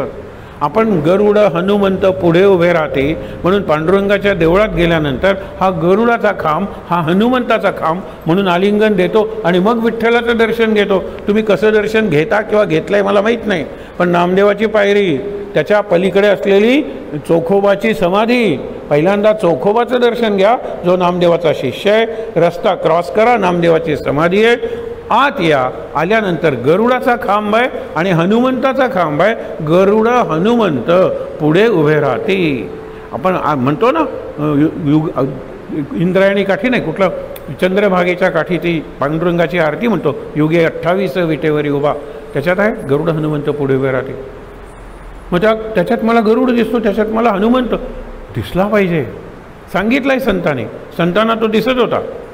मग सगळीकडे परमेश्वर भरलाय म्हटल्यानंतर परमेश्वराचं भान, परमेश्वराची जाणीव, awareness and consciousness of God everywhere every time.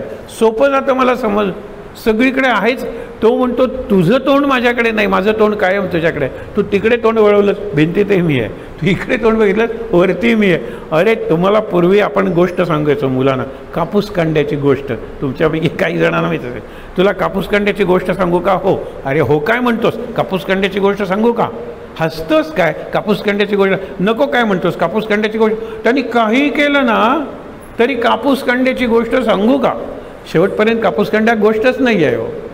पण असं करत करत ते बाळ झोपतं तरी दुसऱ्या दिवशी परत कापूस कांड्याची गोष्ट. हे गंमत बघा. तसा देव म्हणतो मी कापूस कांडे आहे, कुठे बघशील तिथे मी आहे. तुझी दृष्टीच तयार झालेली नाही, त्याला मी काय करणार?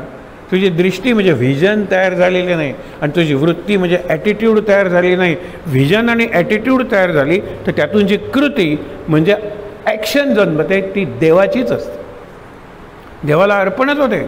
कृष्णार्पणमस्तू म्हणायची गरजच नाही. सीता रामचंद्रार्पणमस्तू रामरक्षा म्हणल्यानंतर, पण रामरक्षेतला पहिला श्लोक अर्पण नाही केला रामाला, शेवटी एकदा म्हणायचं. हे शेवटी म्हणायचं म्हणजे ठीक आहे, ही सगळीच रामरक्षा तुला अर्पण करतो. पण प्रत्येक गोष्ट महत्त्वाची आहे. प्रत्येक गोष्टीत श्रीमध्ये तो परमेश्वर आहे, रामध्ये तो परमेश्वर आहे, म मध्ये तो परमेश्वर आहे. श्री रा याच्यामध्ये स्पेस आहे, त्याच्यामध्ये तो परमेश्वर आहे. आणि म्हणून लक्षात ठेवा की कार्याच्या पातळीवर माणूस सोडून सगळ्या गोष्टी देव आहेतच. कारण शेवटच्या कणापर्यंत आणि शेवटच्या क्षणापर्यंत ते माणसाच्या उपयोगी पडत असतात. म्हणजे जनावर असू दे, ते झाड असू दे, काही असू दे, आपलं घर असू दे, सगळं बघा तुम्ही. आपला मूड असतं. काही जणांशी चांगला वागेन, सकाळी चांगला वागेन, दुपारी वागेनच याची गॅरंटी नाही वगैरे वगैरे. म्हणून आपल्यात देव कायम दिसणं अवघड आहे. मुलांना विचारा, बाबा देवघरातून आले ना की 15 मिनटात काय मागायचं ते बाबांना मागूया, कारण तो हँगओव्हर पूजेचा 15 मिनटानंतर लगेच देवाचा देवचार झालाच. आणि म्हणून धाकटं पोर म्हणतो हुशार आहे ते, बाबा पिकनिकला जा ना, देवळात बाहेर पडलेले आहेत नुकतेच वगैरे. मग कॅमेरा नेऊ नाही, बायोस्कोपसुद्धा नाही, कारण तुला दिसेल. बायोस्कोप नाही, टेलिस्कोप. तुला पक्षी बघायचे आहेत ना, हां. आणि नंतर संध्याकाळी विचारतो, बाबा टेलिस्कोप द्यायला तुम्हीच म्हटलात ना सकाळी. हां सकाळी मी म्हणलो नाही का?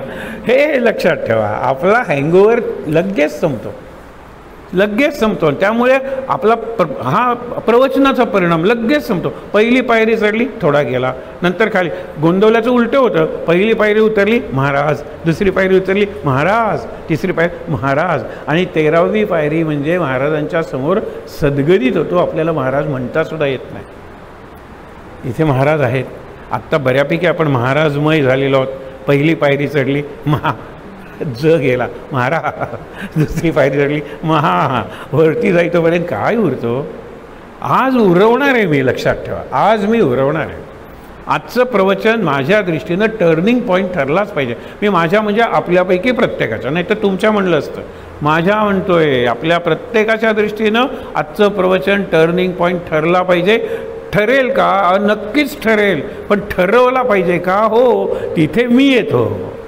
ठरणार आहेच. पुढे काय सांगतात महाराज बघा. ऐसा तू दीनदयाळ, तू माऊली मी तुझे बाळ. सगळ्यात सुंदर नातं आहे.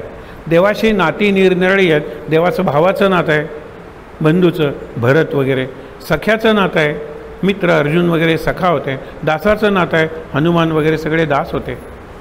माऊली तू आहेस म्हणून आपण ज्ञानोबा माऊली, विठोबा माऊली, रामदास माऊली माये म्हणतो. रामदासांना माऊली म्हणणं अवघड जातं, पण काय धट्टाकट्टा देह आहे. ज्ञानेश्वरांना सोपं जातं कारण ती माऊलीच वाटते. पण रामदास माऊली माझे, सद्गुरू माऊली माझे, तू माऊली मी तुझे बाळ. आता पूर्वी माझे आळ, आळ म्हणजे कौतुक. आता माझ्या इच्छा आहेत त्या पुरा कर. आणि बाळ म्हणजे काय हो, मी चुकलो तरी मला तू क्षमा करणार आहेस. मी पडलो रडलो तरी उचलून घेणार आहेस आणि मला पाहिजे ते देणार आहेस. लक्षात ठेवा, तू माऊली मी तुझे बाळ. आता पूर्वी माझे आळ, माझी पूजा अंगीकारी. आत्ता मला काही नको आहे, माझी मानस पूजा आहे ना, ही पूजा अंगीकारी. पुढे आता इथून देहाचे केले मंदिरं. आपण पूजा करणार आहोत, देहाच्या मंदिरातच करणार आहोत. देहाचे केले मंदिरं नाभीच्या सिंहासनावर. हे चित्र डोळ्यासमोर उभं करा. देह मंदिर आहे, नाभीचं सिंहासन आहे, आणि त्या सिंहासनावर कोण आहेत हे महाराजांनी केलेलं एक चित्र आहे. हे असंच चित्र असलं पाहिजे असं नाही, पण एक लक्षात ठेवा. देहाचे केले मंदिरं नाभीच्या सिंहासनावर. हृदय कमळी रघुवीर जानकी सहित बैसवला. हृदयाचं कमळ आहे, त्या कमळावर रामाला बसवले जानकी सहित. सिंहासन आहे, सिंहासन आसन कुठे? नाभी. आणि देह मंदिर आहे, देह मंदिर. पुढे काय? तृष्णेने धरिले छत्र. हे महाराजांचं वैशिष्ट्य आहे. छत्रवरती धरलं पाहिजे पूजा. तृष्णा हे छत्र आहे. तृष्णा म्हणजे दुःखाचं मूळ आहे. तृष्णा म्हणजे तहान. ये दिल मांगे मोर, ही तृष्णेची सुंदर व्याख्या आहे. म्हणतात ना प्यास बढाव, बढाव. हे बढाव जे आहे ना ती तृष्णा आहे. मृगत तृष्णा म्हणजे मृगजळ, तुम्हाला माहीत आहे. आणि आपल्याला कळतच नाही की तृष्णा भागवायची सगळी साधनं आत आहे. पाणी मिळाल्यानंतर आपल्याला वाटतं नाही नाही आणखीन काय मिळालं असतं तर बरं, आणखीन काय मिळालं, आणखीन पाणी मिळालं असतं तर बरं.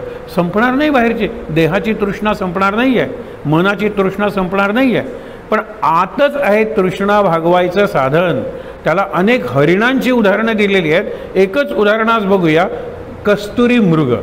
हे कबीरांनी त्या राम आहे ना त्याच्यात सांगा, राम हमारा जप करे हम बैठे आराम, त्याच्यातलं हे एक उदाहरण आहे. कस्तुरी मृग ज्यावेळेला त्याच्या नाभीत कस्तुरी आहे, नाभीत, आणि ती कस्तुरी ज्यावेळेला मॅच्युअर होते, परिपक्व, त्यावेळेला तिला सुगंध होतो. सर्व दिशांनी तो सुगंध जातो. या दिशेने हरिणसुद्धा त्या सुगंधाच्या मोहात पडतं आणि या दिशेने जातं, तिला इकडून सुगंध येतो, इकडे जातं, शेवटी स्वतःभोवती फिरून हरिण मरतं. मेल्यानंतर ते मस्क काढायला येणारे त्याची नाभी आहे ना तिथे ते हे करतात. तिथे अशी काळी पावडर असते, ती कस्तुरी. म्हणजे एका ग्रॅमला मला वाटतं काही लाख रुपये किंमत असेल, कारण कस्तुरीची बाटली जरी उघडली तरी इथे सगळीकडे वास असेल. कस्तुरी, कस्तुरी नाभीत असते हरिणाच्या, पण त्याला माहीत नसतं. त्याला वास बाजून येतो, लक्षात ठेवा, आणि ते इकडे तिकडे धावतं. आत्मदीप आपल्या आत आहे, पण आपल्याला तो प्रकाश दिसत नाही, कारण त्याच्यावर आपण बरेच पडदे, इतकी काळोखी किंवा काजळी साठलेली आहे की आतला प्रकाश बाहेर येत नाही. ती काजळी स्वच्छ करण्याचं काम आपण या 5 महिन्यात करायचं आहे. काजळी स्वच्छ करायचे. हांडी साफ करो. हांडी म्हणजे लँटर्न माहीत आहे तुम्हाला, कंदील. कंदिलाला काच असते, ती काच काळी पडली तर आत ज्योत लावली तरी बाहेर प्रकाश येत नाही. स्वच्छ करायला पाहिजे. नामस्मरणी सगळ्यात सुंदर आहे स्वच्छ करायला. तुम्ही त्याला सारणी म्हणा, म्हणजे झाडू, किंवा डिटर्जंट म्हणा, किंवा साबण म्हणा, काहीही म्हणा. नाम, आतली काजळी काढायला नामासारखं दुसरं साधन नाही. इथे काय सांगितलेलं आहे? तृष्णेने धरले आशा मनीषा ढाळीती चामर. ते चामर असतात तुम्हाला माहिती आहे, असे 2 भरत शत्रुघ्न ढाळीती पुढे आहेत ते. आशा आणि मनीषा. आशा म्हणजे होप आणि मनीषा म्हणजे ॲम्बिशन, हे मला मिळवायचं, ही माझी मनीषा आहे, मिळेल अशी आशा आहे. हे होप्स अँड ॲम्बिशन्स, कामना, वासना, इच्छा, तृष्णा ही जर कमी झाली तरच मी शांत होणार आहे. आणि बुद्धांनी 12 वर्ष तपश्चर्या करून सगळं राजवैभव सोडून पत्नी आणि पुत्र यांचा त्याग करून सांगितलं काय जगाला, तृष्णा हे दुःखाचं मूळ आहे. हे एकच वाक्य बुद्धांनी सांगितलं, त्याला तो प्रकाश दिसला, तृष्णा दुःखाचं मूळ. कारण आपली तृष्णा कधी भागतच नाही. आणि म्हणून लक्षात ठेवा पुढे काय सांगितलं, अष्टदळ वर हनुमान. अष्टदळ, कमळाला 8 दळ आहेत, तो हनुमान आहे. 8ही दिशांनी त्याचा वावर आहे, तो हनुमान आहे सर्व दिशांनी. रामचरणी विनटला, रामाच्या चरणी. आता आपल्याला सगळं पंचायतन वगैरे दिसायला लागेल. कामनेचे पंचामृत स्नान. पंचामृत स्नान, कामना म्हणजे इच्छा. आपल्या प्रत्येक इंद्रियाच्या म्हणून इच्छा असतात, हे बघितलं आहे, ते बघायला पाहिजे. इच्छा ही डोळ्याची नाही आहे, ही मेंदूचीच इच्छा आहे. डोळे वगैरे काय इच्छा करणार आहे तो, ही बुद्धीची इच्छा आहे, म्हणून बुद्धीने सर्वही होते. शेवटी सगळ्यात मुख्य बुद्धी स्वच्छ करण्यासाठी मानस पूजा करूया आणि बुद्धी ताब्यात घेऊन मानस पूजा करूया. हे कसं शक्य आहे, हीच तर खरी गंमत आहे. बुद्धी शुद्ध तर मानस पूजा चांगली, आणि मानस पूजा चांगली तर बुद्धी शुद्ध. तुम्ही म्हणा हे आम्हाला कसं कळायचं, मानस पूजा करायला लागूया, नाम घ्यायला लागूया, बुद्धीचं बुद्धी पाहून घेईल. पण प्रत्येक नाम हे बुद्धी शुद्ध करतं, स्वच्छ करतं, हे लक्षात ठेवा. म्हणून सांगितलेलं आहे, ज्ञानगंगेचे जीवन प्रक्षाळिले दोन्ही चरण. ज्ञानगंगा चरणावर, हो ज्ञानाचा कसला अभिमान आहे, चरण रामाचे पाय धुवा. म्हणजे ज्ञानाचं स्थान पायाकडे दिलेलं आहे.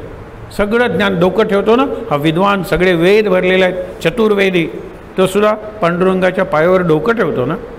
हे महत्त्वाचं आहे की सगळं ज्ञान, तुझे चरण धुतले, त्याच्यानंतर ज्ञानगंगे, कामनेचे 5ही इंद्रियांच्या कामना येतो आपल्या, शिवाय मनाची निराळी. आपल्याला हे खावं वाटतं, ते खावं वाटतं, आणि आपण रेसिपी करतोच ना. तुम्ही केलेत का ते हे मटारचे सामोसे? नाही, बटाटे वडे केलेत मटारचे, या दिवसात मटार आहेत म्हणून त्या रेसिपीज वर्तमानपत्रात येतात. हे गंमत बघा. अहो जीभ काय काय मागते आपल्याला, रामाला अर्पण केले. डोळे काय काय मागतात, कान काय काय मागतात, देह काय काय मागतो. आपण ती मागे गोष्ट बघितली होती, तुम्हाला फार वर्णन कंटाळवणत असेल तर ती गोष्ट माहीत आहे आपल्याला, पण पुन्हा सांगतो की मत्सर नावाचा शत्रू आहे ना, तो सगळ्यात अवघड आहे जिंकायला. क्रोध एक वेळ जिंकेल, क्रोध व्यक्त करायला शक्ती लागते, पण अगदी मरताना सुद्धा मत्सर असू शकतो. भावाला किती शांत मरण आलं नाही, मत्सर आहे, मत्सर आहे. लक्षात ठेवा, क्रोध व्यक्त करायला शक्ती लागते.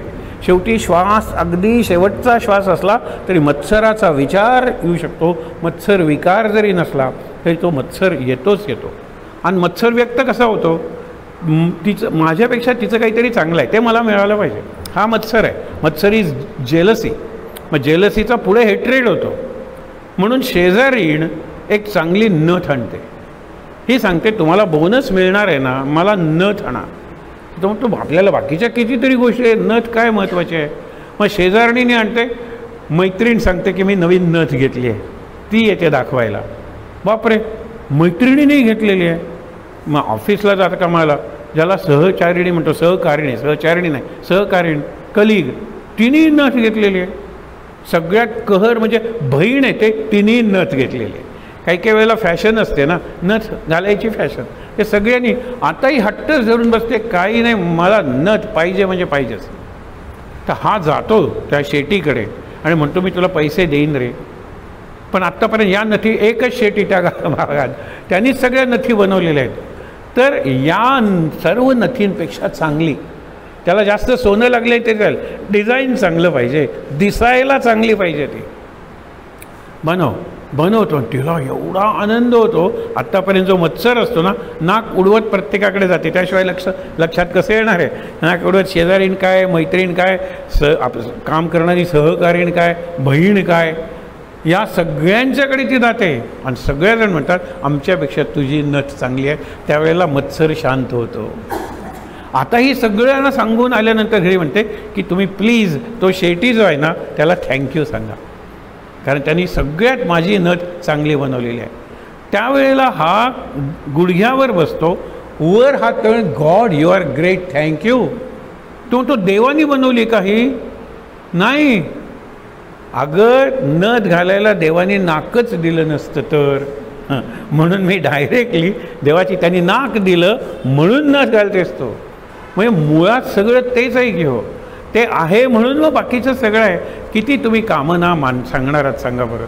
कामना संपत नाही म्हणून आपल्याला कामधेनू मिळत नाही, कारण आपल्या कामना एवढ्या आहेत की शेवटी तिने कामना केली असेल की जीवन संपावं. कारण कामधेनूची दुभणी संपणारच नाहीत आपल्याकडे. बाबा तुमचं मागून झालं का, आता कामधेनू मुलगी येते, मग तुझं ताई झालं का, मुलगा येतो. ओव्हर टाईम करावं लागेल कामधेनूला, रात्रंदिवस आपण तिला रिकामं ठेवणारच नाही म्हणून ती ऋषींच्याकडे असते. ऋषी कसे असतात, पूर्ण काम, तृप्त काम, आप्त काम, काहीच कामना नसते. ज्यांना एकही कामना उरले नाही ना त्यांच्या दारात कामधेनू येते. ज्यांच्या कुठल्याही कल्पना नाहीत ना, सगळ्या कल्पना शांत झाल्या, त्यांचं आंब्याचं झाडसुद्धा कल्पतरू बनतं. ज्यांच्या मनात कुठलीही चिंता नाही ना त्यांना चिंतामणी मिळतो. हे आपल्याला, आणि सोनं आणि लोखंड ज्यांना सारखं वाटतं त्यांनाच परीस मिळतो. आपल्याला कळतच नाही हे. सोने नाणे आम्हा मृत्तिके समान म्हणणाऱ्या तुकारामांना दोनदा शिवाजी महाराज सोनं नाणं पाठवतात आणि दोन्ही वेळेला तुकाराम परत पाठवतात. लक्षात ठेवा, हे विशेष आहे. कामधेनूसाठी करूच नका, कामना शांत करा की कामधेनू तुमच्या दारात येईल.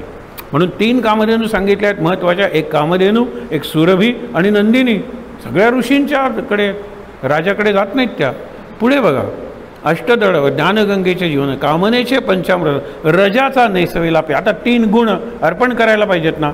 मानस पूजेत 3 गुण अर्पण करूया. रजाचा नैसवेला पीतांबर. रजोगुण म्हणजे काय, बरे खावे, बरे प्यावे, बरे ल्यावे. ल्याणे म्हणजे बरे कपडे घालावे. म्हणजे पितांबर सुंदर कुणाला अर्पण केला, रजाचा नैसव. तमाचे घातले उपवस्त्र.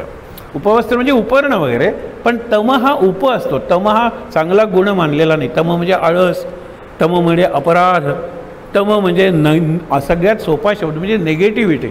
सगळी नकारात्मकता हा तमोगुण आहे आणि सगळी सकारात्मकता हा सत्वगुण आहे. त्याच्यामध्ये कधी सकारात्मक कधी नकारात्मक हा काय आहे, हा आपण म्हणतो रज, हा रजोगुण आहे.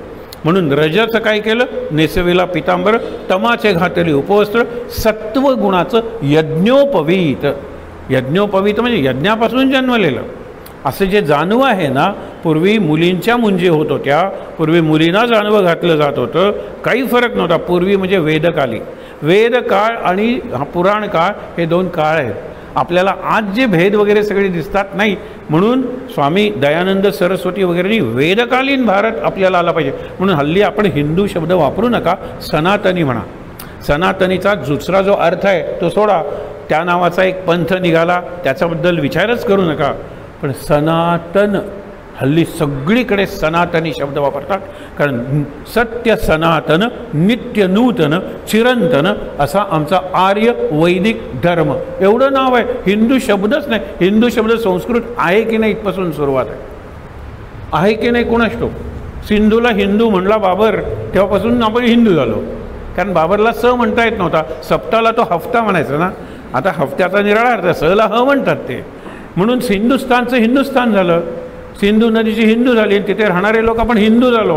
हिंदू हा अलीकडचा शब्द आहे, हिंदू शब्दच नाही. गीतेत येत नाही तर 5000 वर्षापूर्वी नव्हता शब्द. गीतेत नाही येत हिंदू शब्द.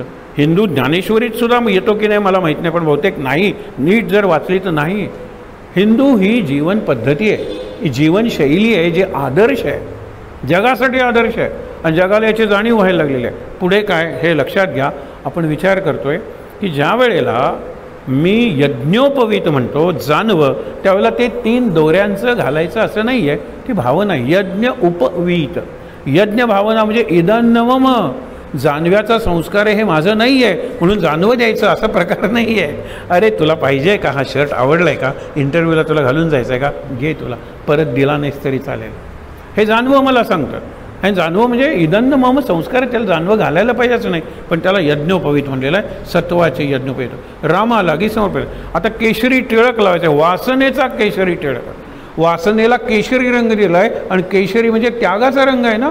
आपल्या झेंड्यातला बघा ना, इतक्या जणांनी आपल्या जीवनाचा त्याग केला, त्या बलिदानाचं प्रतीक म्हणून केसरिया. हे सगळे त्याग करूनच संन्यासी भगवी वस्त्र घालतात ना, केशरी वस्त्र घालतात ना, सॅफ्रन क्लोथ्स म्हणतो आपण त्यांना. सॅफ्रन ही केशर आहे आणि त्यामुळे काय वासनेचा केशरी टिळक लावला रामाला. आपण महाराजांना लावूया. नंतर मायेची कुंडले अमोलिक, कुंडल मायेची, आणि माया म्हणजे चकाकणारी यायच्या, चकाकते ते सोने नसते, ही माया. All that glitters is not gold. सगळं जे चकाकतं ते सोनं नसतं काही, ती माया आहे बऱ्याच वेळेला. आणि म्हणून काय की मायेची कुंडले कानात घातल्यानंतर कुंडलं हलतात आणि निरनिळ्या ठिकाणी प्रकाश जातात, जर मणी वगैरे असतील त्याला, तर मायेची कुंडले अर्पून टाकले. पुढे काय केलेलं आहे, कुंडले अमोलिक कानात, ममतेची वैजयंती सुरेखा. वैजयंती माला ही काही जण म्हणतात रत्नांची माला आहे, काही जण म्हणतात फुलांची न सुकणाऱ्या फुलांची माला, ती वैजयंती माला. ती छातीजवळ आहे ना, ती अत्यंत प्रेमाने घातली आहे ना कोणी, विष्णू भगवानाने. तर ममता जी हृदयातून येते, माझं हृदय तुटतं रे, तिळ तिळ तुटतं रे, हे जे हृदय येते हे हृदय नाही या, इट इज नॉट हार्ट, हे लक्षात ठेवा. हार्द आहे ते, हार्दिक हा शब्द आहे, त्याला सौहार्द शब्द वापरतो आपण. फक्त हार्ट म्हणून इथे दाखवतो, सोयीनं दाखवा. मीही दाखवलं आत्ता, तुमच्या लक्षात येईल की इथे काय आहे. वैजयंती मला इथे आली पाहिजे, पण ती ममतेची. ममता म्हणजे ममत्व, माझं, मी म्हणजे आय, आणि ममता म्हणजे मी, माय, माइन, मला, माझं, माझ्यासाठी हे सगळं मी अर्पण केलं वैजयंती मालेच्या रूपात. पुढे काय, श्री रामगळा शोभती, अभिमानाचा रत्नजडित मुकुट. अभिमान ही डोक्याचीच भावना आहे ना. अभिमान म्हणजे बुद्धी आहे हो, बुद्धीमुळे अभिमान असतो. बुद्धी संतांना शरण गेली की कुठे यायला अभिमान उरतच नाही. शरणागती म्हणजे अभिमान शून्य होणं. अजूनही तुला अभिमान असेल अर्जुना, तर सर्व धर्मान परित्यज्य माम एकम शरणम व्रज, मला शरण ये. आणि शरण आलेला अभिमान कुठे असतो. म्हणून मी काय केलं की अभिमानाचा रत्नजडित मुकुट करून अर्पणच केला. आता अभिमान उरलाच नाही, मुकुट केला, महाराजांच्या डोक्यावर घातला. त्याच्या नंतर काय केलं, त्याच्याही गर्वाचा तुरा चोखटं. अभिमान मर्यादेपर्यंत चांगला आहे, मला माझ्या देशाचा अभिमान आहे. अति अभिमान झाला की तो दुरभिमान बनतो. आणि इगो म्हणजे अहंकार, म्हणजे गर्व. गर्वाचा तुरा असतो माहिती आहे ना, तो क्रेस्ट म्हणतात त्याला, मुकुटावर असतो तो तुरा गर्वाचा अर्पण करून टाकला. अरे गर्वच उरला नाही मला. हे रोज करायचे मानसपूजा, रोज महाराजांनी अर्पण केलं की आपलं उरतच नाही. कर्मदोरा घेऊन हाती 84 लक्ष पुष्प जाती. सुंदर कल्पना आहे. 84 लक्ष मी योनीतून आलेलो आहे, ती फुलं आहेत, त्या फुलांची सुंदर माळ मी गुंफली. कर्मदोरा घेऊन हाती, कर्माचा दोरा, आत्तापर्यंत झालेले जन्म म्हणजे प्रारब्ध म्हणलं तरी चालेल, त्याच्या पुष्प जाती, हार गुंफुनी निगुती. अत्यंत सहजपणे कौशल्यानं म्हणजे निगुती, हार गुंफला, श्री रामकंठी घातला. म्हणजे आत्तापर्यंतचं सगळं जन्म, आत्तापर्यंतचं सगळं प्रारब्ध, हे सगळं हार केला आणि रामाला घातला. आता I will not be affected by my प्रारब्ध, मी अफेक्ट होणारच नाही. आणि मी ठरवलं ना, लक्षात ठेवा, मी प्रश्न विचारला पाहिजे, मला चॉईस न जगायचं का चान्स न जगायचं. Do I want to live by choice or by chance. By choice. मग चॉईस असेल तर माझा choice I will not be affected by प्रारब्ध. हे कॅन्सर झाला ना, काय विषय, घरोघरी कॅन्सर आहे, लगेच खचून. आता तुम्हाला सांगतो, कॅन्सर झालेला रोगी जेवढा खचत नाही ना, तेवढे त्याच्या आजूबाजूची माणसं खचतात. हे आणि त्यामुळे ते रोग्याला खचवतात. ह्याला कॅन्सर झालं, कालपर्यंत बरे होते हो, शेजारी म्हणतात वगैरे. काही नाही, कॅन्सर झालेल्या रोग्यांपैकी 100तल्या 80 रोग्यांना मी सांगतो काही नाही, रुटीन त्यांचं जीवन चालतं. लोक आठवण करून देतात, त्या ट्रीटमेंट घेतात. हे मला माहीत आहे तो क्युरेबल नाही आहे, पण मला माहीत आहे it is perfectly treatable and manageable. हे पुस्तकाचं नाव आहे, त्याला नाव दिलेलं आहे राजासारखा रोग आहे. किंग साईज म्हणतात ना, रॉयल मॅजेस्टिक मॅलडी म्हणलेलं आहे. मॅलडी म्हणजे असा रोग ज्याच्यावर औषध अजून सापडलेलं नाही आहे. मॅजेस्टिक रॉयल आहे हा कॅन्सर, पण perfectly treatable and manageable if not curable. अरे शेवटच्या क्षणापर्यंत आनंदात राहू शकता. आणि हल्ली पेन किलिंग हे इथे दिलासा म्हणून आहे ना, तुम्ही कुणालाही सांगा पेन मॅनेजमेंट, अगदी कितीही वेदना होत असल्या ना तरी पेन किलर आहे. आणि शेवटचा पेन किलर म्हणजे मॉर्फिन. म्हणजे तुम्ही जिवंत असूनही मरता, पण तुम्हाला वेदना होत नाही आहेत. त्या जीवनाला काही अर्थ आहे का हे त्या व्यक्ती ठरवू शकत नाही, नातेवाईकांनी ठरवायचं आहे. बोल्ड डिसिजन घेण्याचा काळ आलेला आहे. हे व्हेंटिलेटरवर आहे तो 21 दिवस झाले, डॉक्टर म्हणतात काही गॅरंटी नाही. तुम्ही म्हणलात तर आत्ता व्हेंटिलेटर काढतो. पण 3 भाऊ आहेत, कोण म्हणणार? आणि एक लक्षात ठेवा, जे दूर असतात ना ते म्हणतात व्हेंटिलेटरवर ठेवूया, चमत्कार झाला तर. पण जो खरं करतो ना, खरं करतो, हे 4 दिवस रजा काढून आलेले आहेत, गेले. जो खरं करतो त्यांनी ठरवलं पाहिजे व्हेंटिलेटरवर ठेवायचं की नाही ठेवायचं. विचार करा तुम्ही. आणि म्हणून बोल्ड डिसिजन घ्या तुम्ही. आणि बोल्ड डिसिजन, माझा कॉन्शियन्स क्लिअर पाहिजे. मी म्हणत नाही, महाराजांच्या पायाशी बसून बोलतो. किती जणांनी विचारलं व्हेंटिलेटरवर ठेवू नका. डॉक्टरनी सांगितले का रिवायवल इम्पॉसिबल. काय तुम्ही करता त्या पेशंटलाही कळत नाही आहे. आणि तुम्हाला व्हेंटिलेटर नावाचा चित्रपट मराठीत बघितला असेल तुम्ही, त्या व्हेंटिलेटरवर असलेल्याला काही किंमत नाही. दवाखान्याला चांगलं आहे, डॉक्टरांना चांगलं आहे. आपण विचार केला पाहिजे ना, त्या जीवनाला काही अर्थ आहे का? आणि म्हणून लक्षात ठेवा की प्राणाचा लाविला धूप, नेत्रांचे लाविले दीप. काय सुंदर आहे. धूप म्हणजे सुटतो, लावल्यावर संपत जातो ना. प्राण संपतोच आहे माझा. मी त्याच्यावर काय सांगणार? फ्रीजमध्ये जाऊन बसलो, माझ्या जीवनाचं घड्याळ थांबणार आहे का?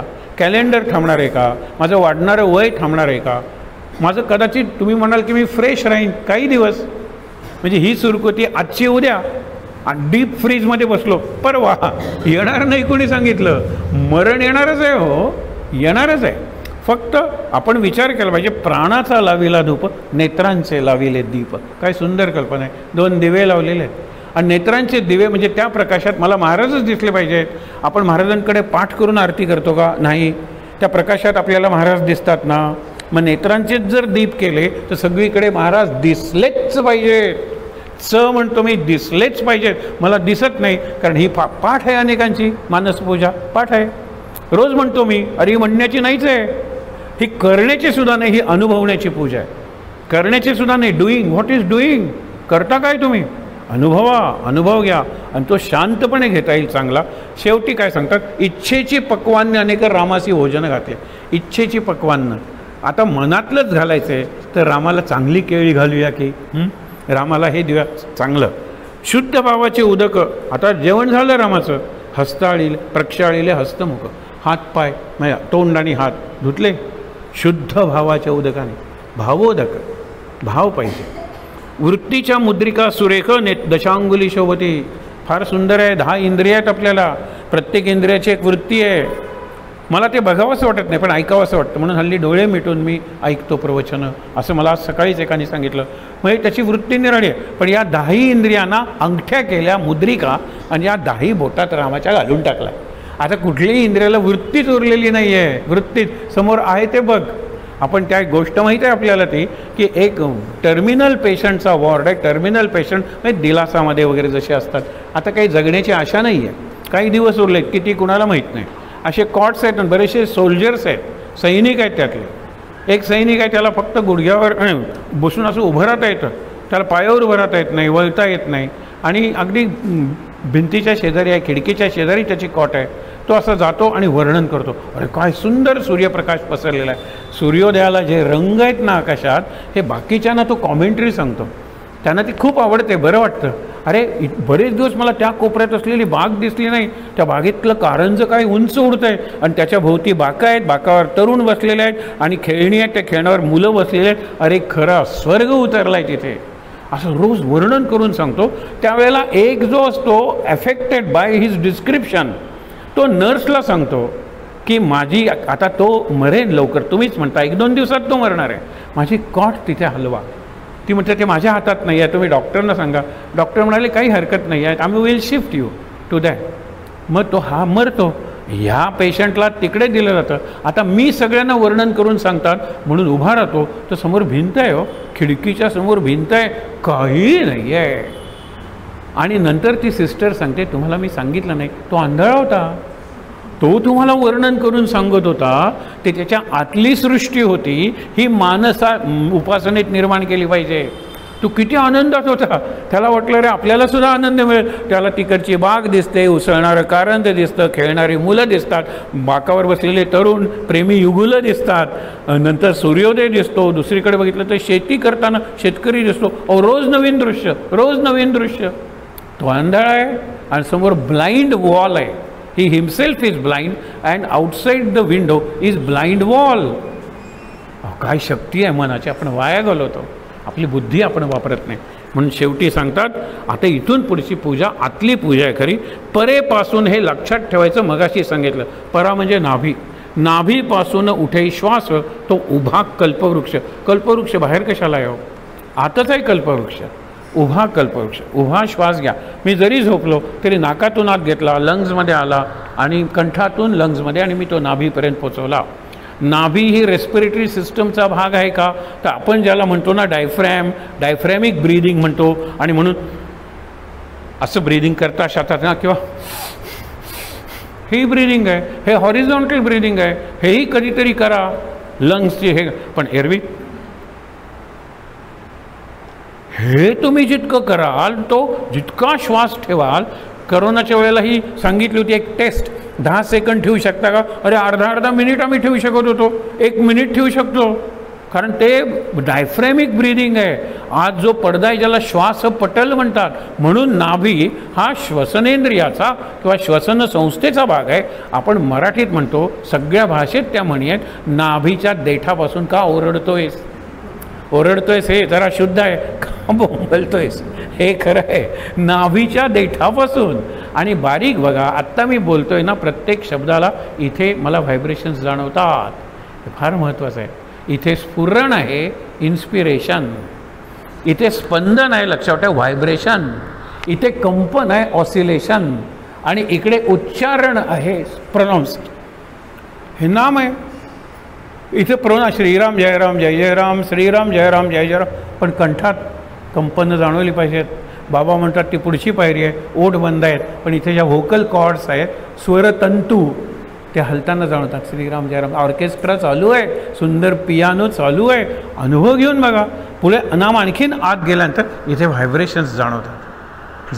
समोर जर चर्मवाद्य चालू आहेत आणि स्टिरिओफोनिक साऊंड आहे, तुम्हाला धडधडतं. म्हाताऱ्या माणसांना हलवतात.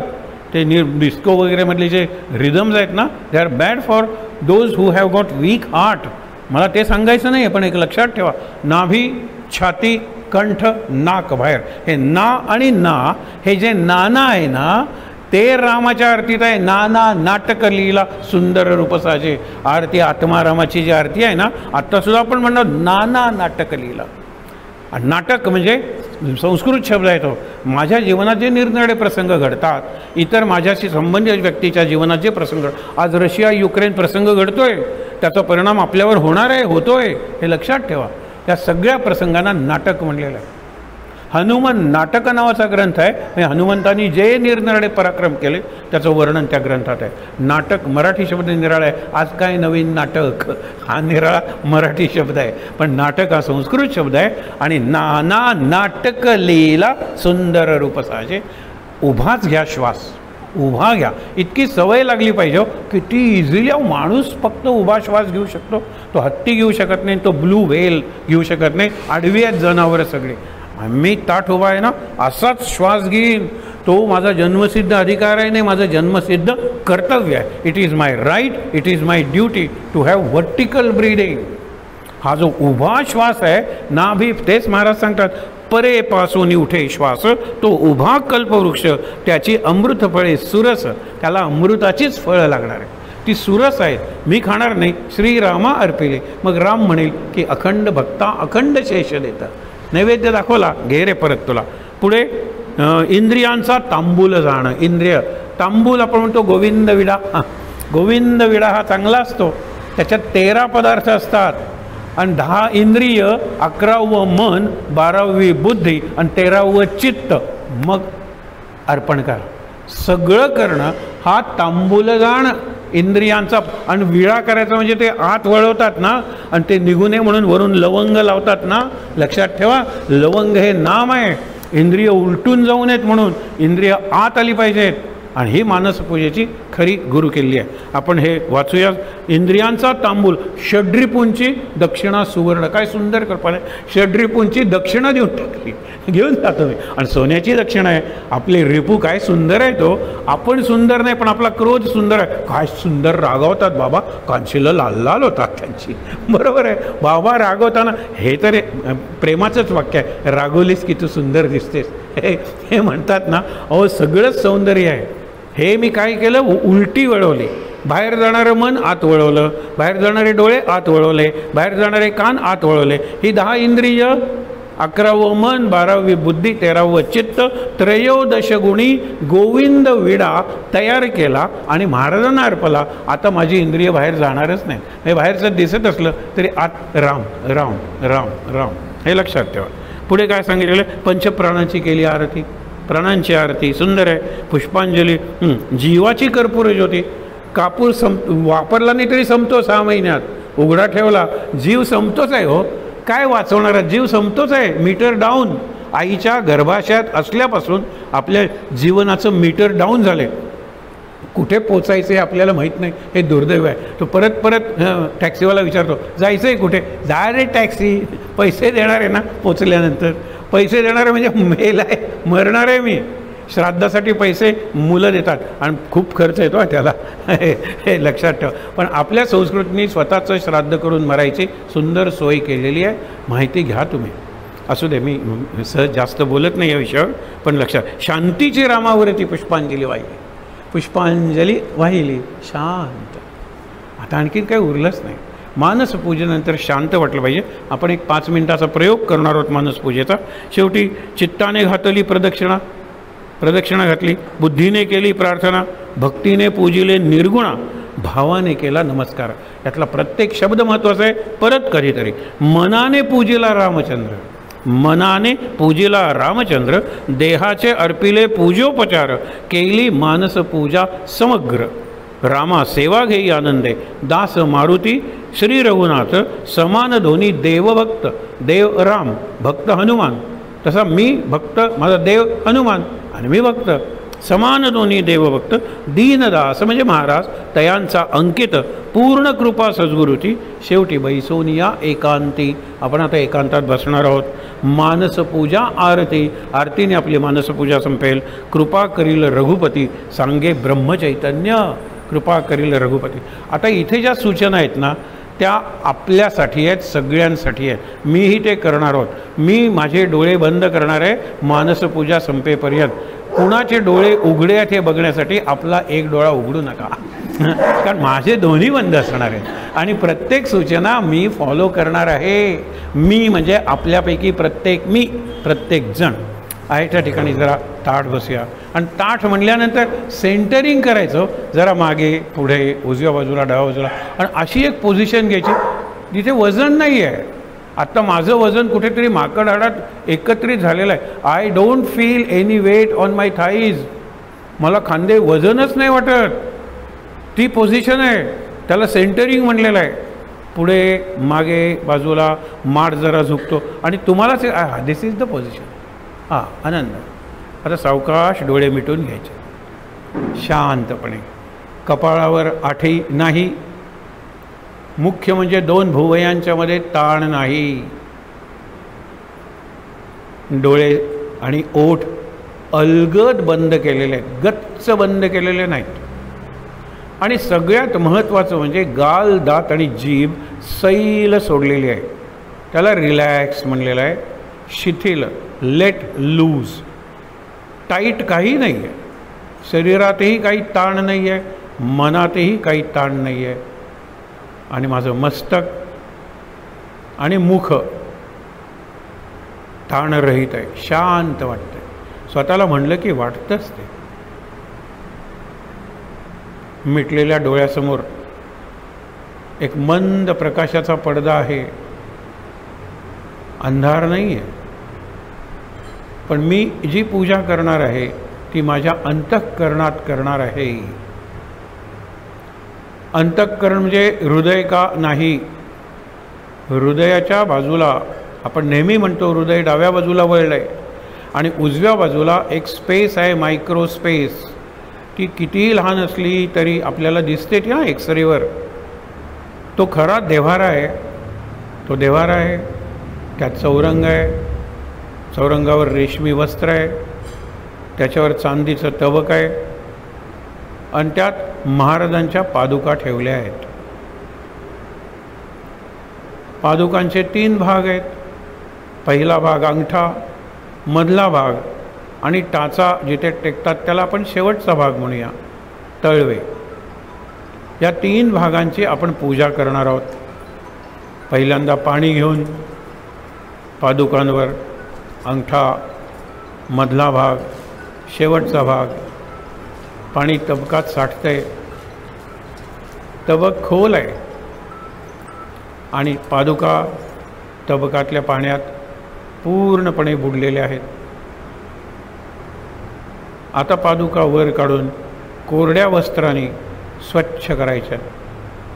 उजवी पादुका घेतली, त्या पादुकेचा अंगठा, मधला भाग, मागचा भाग आणि तळ भाग खालचा पुसून कोरडे केले. पादुका बाजूला ठेवली. डावी पादुका, अंगठा, मधला भाग, शेवटचा भाग आणि तळ भाग कोरडा केला. पादुका बाजूला ठेवले. तबकातलं पाणी तीर्थपात्रात तांब्यात ओतलं. तीर्थ म्हणून आपण घेणार आहोत ते. आणि ते तबकही स्वच्छ पुसलं. तबक चौरंगावर ठेवलंय. त्या तबकात दोन्ही पादुका आता स्वच्छ दिसत आहेत, पवित्र वाटत आहेत. हातात गंधाची डबी.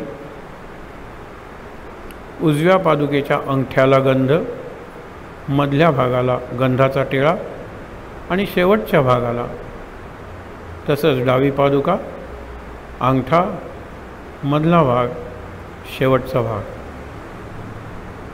गंधाचे टिळे दिल्यानंतर हळद, कुंकू आणि बुक्का यांचं पात्र हातात.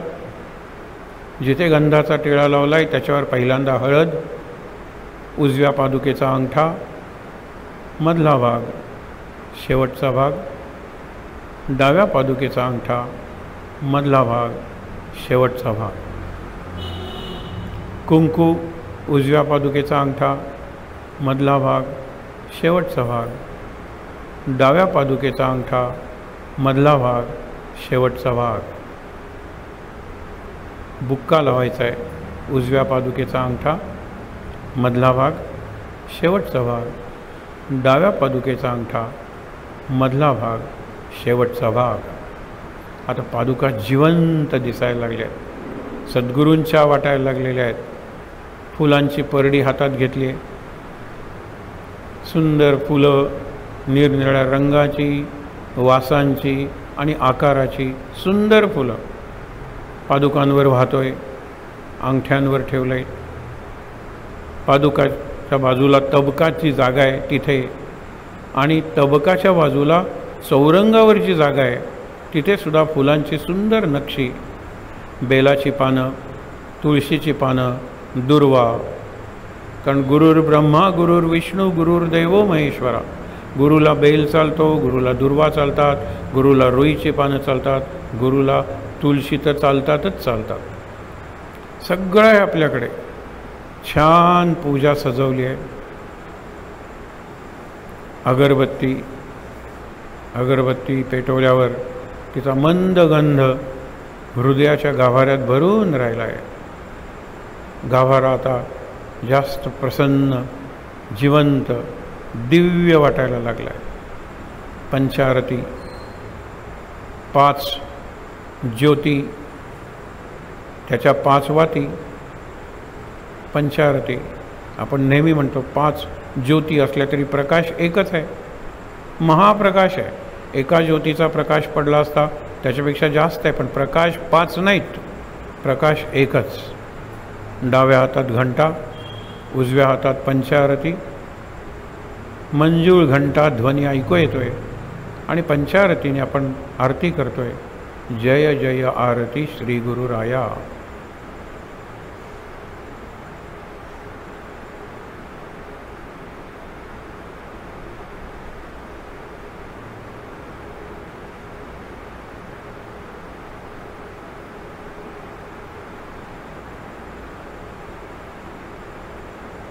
खूप शांत छान वाटतंय, धन्य झाल्याचा अनुभव आहे.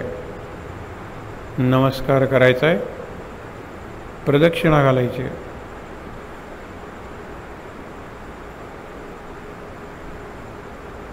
हृदयातच केलेली ती पूजा हृदयातच साठवून शांतपणे 3दा दीर्घ श्वास घेऊन आपण देहभानावर यायचे. 3दा दीर्घ श्वास.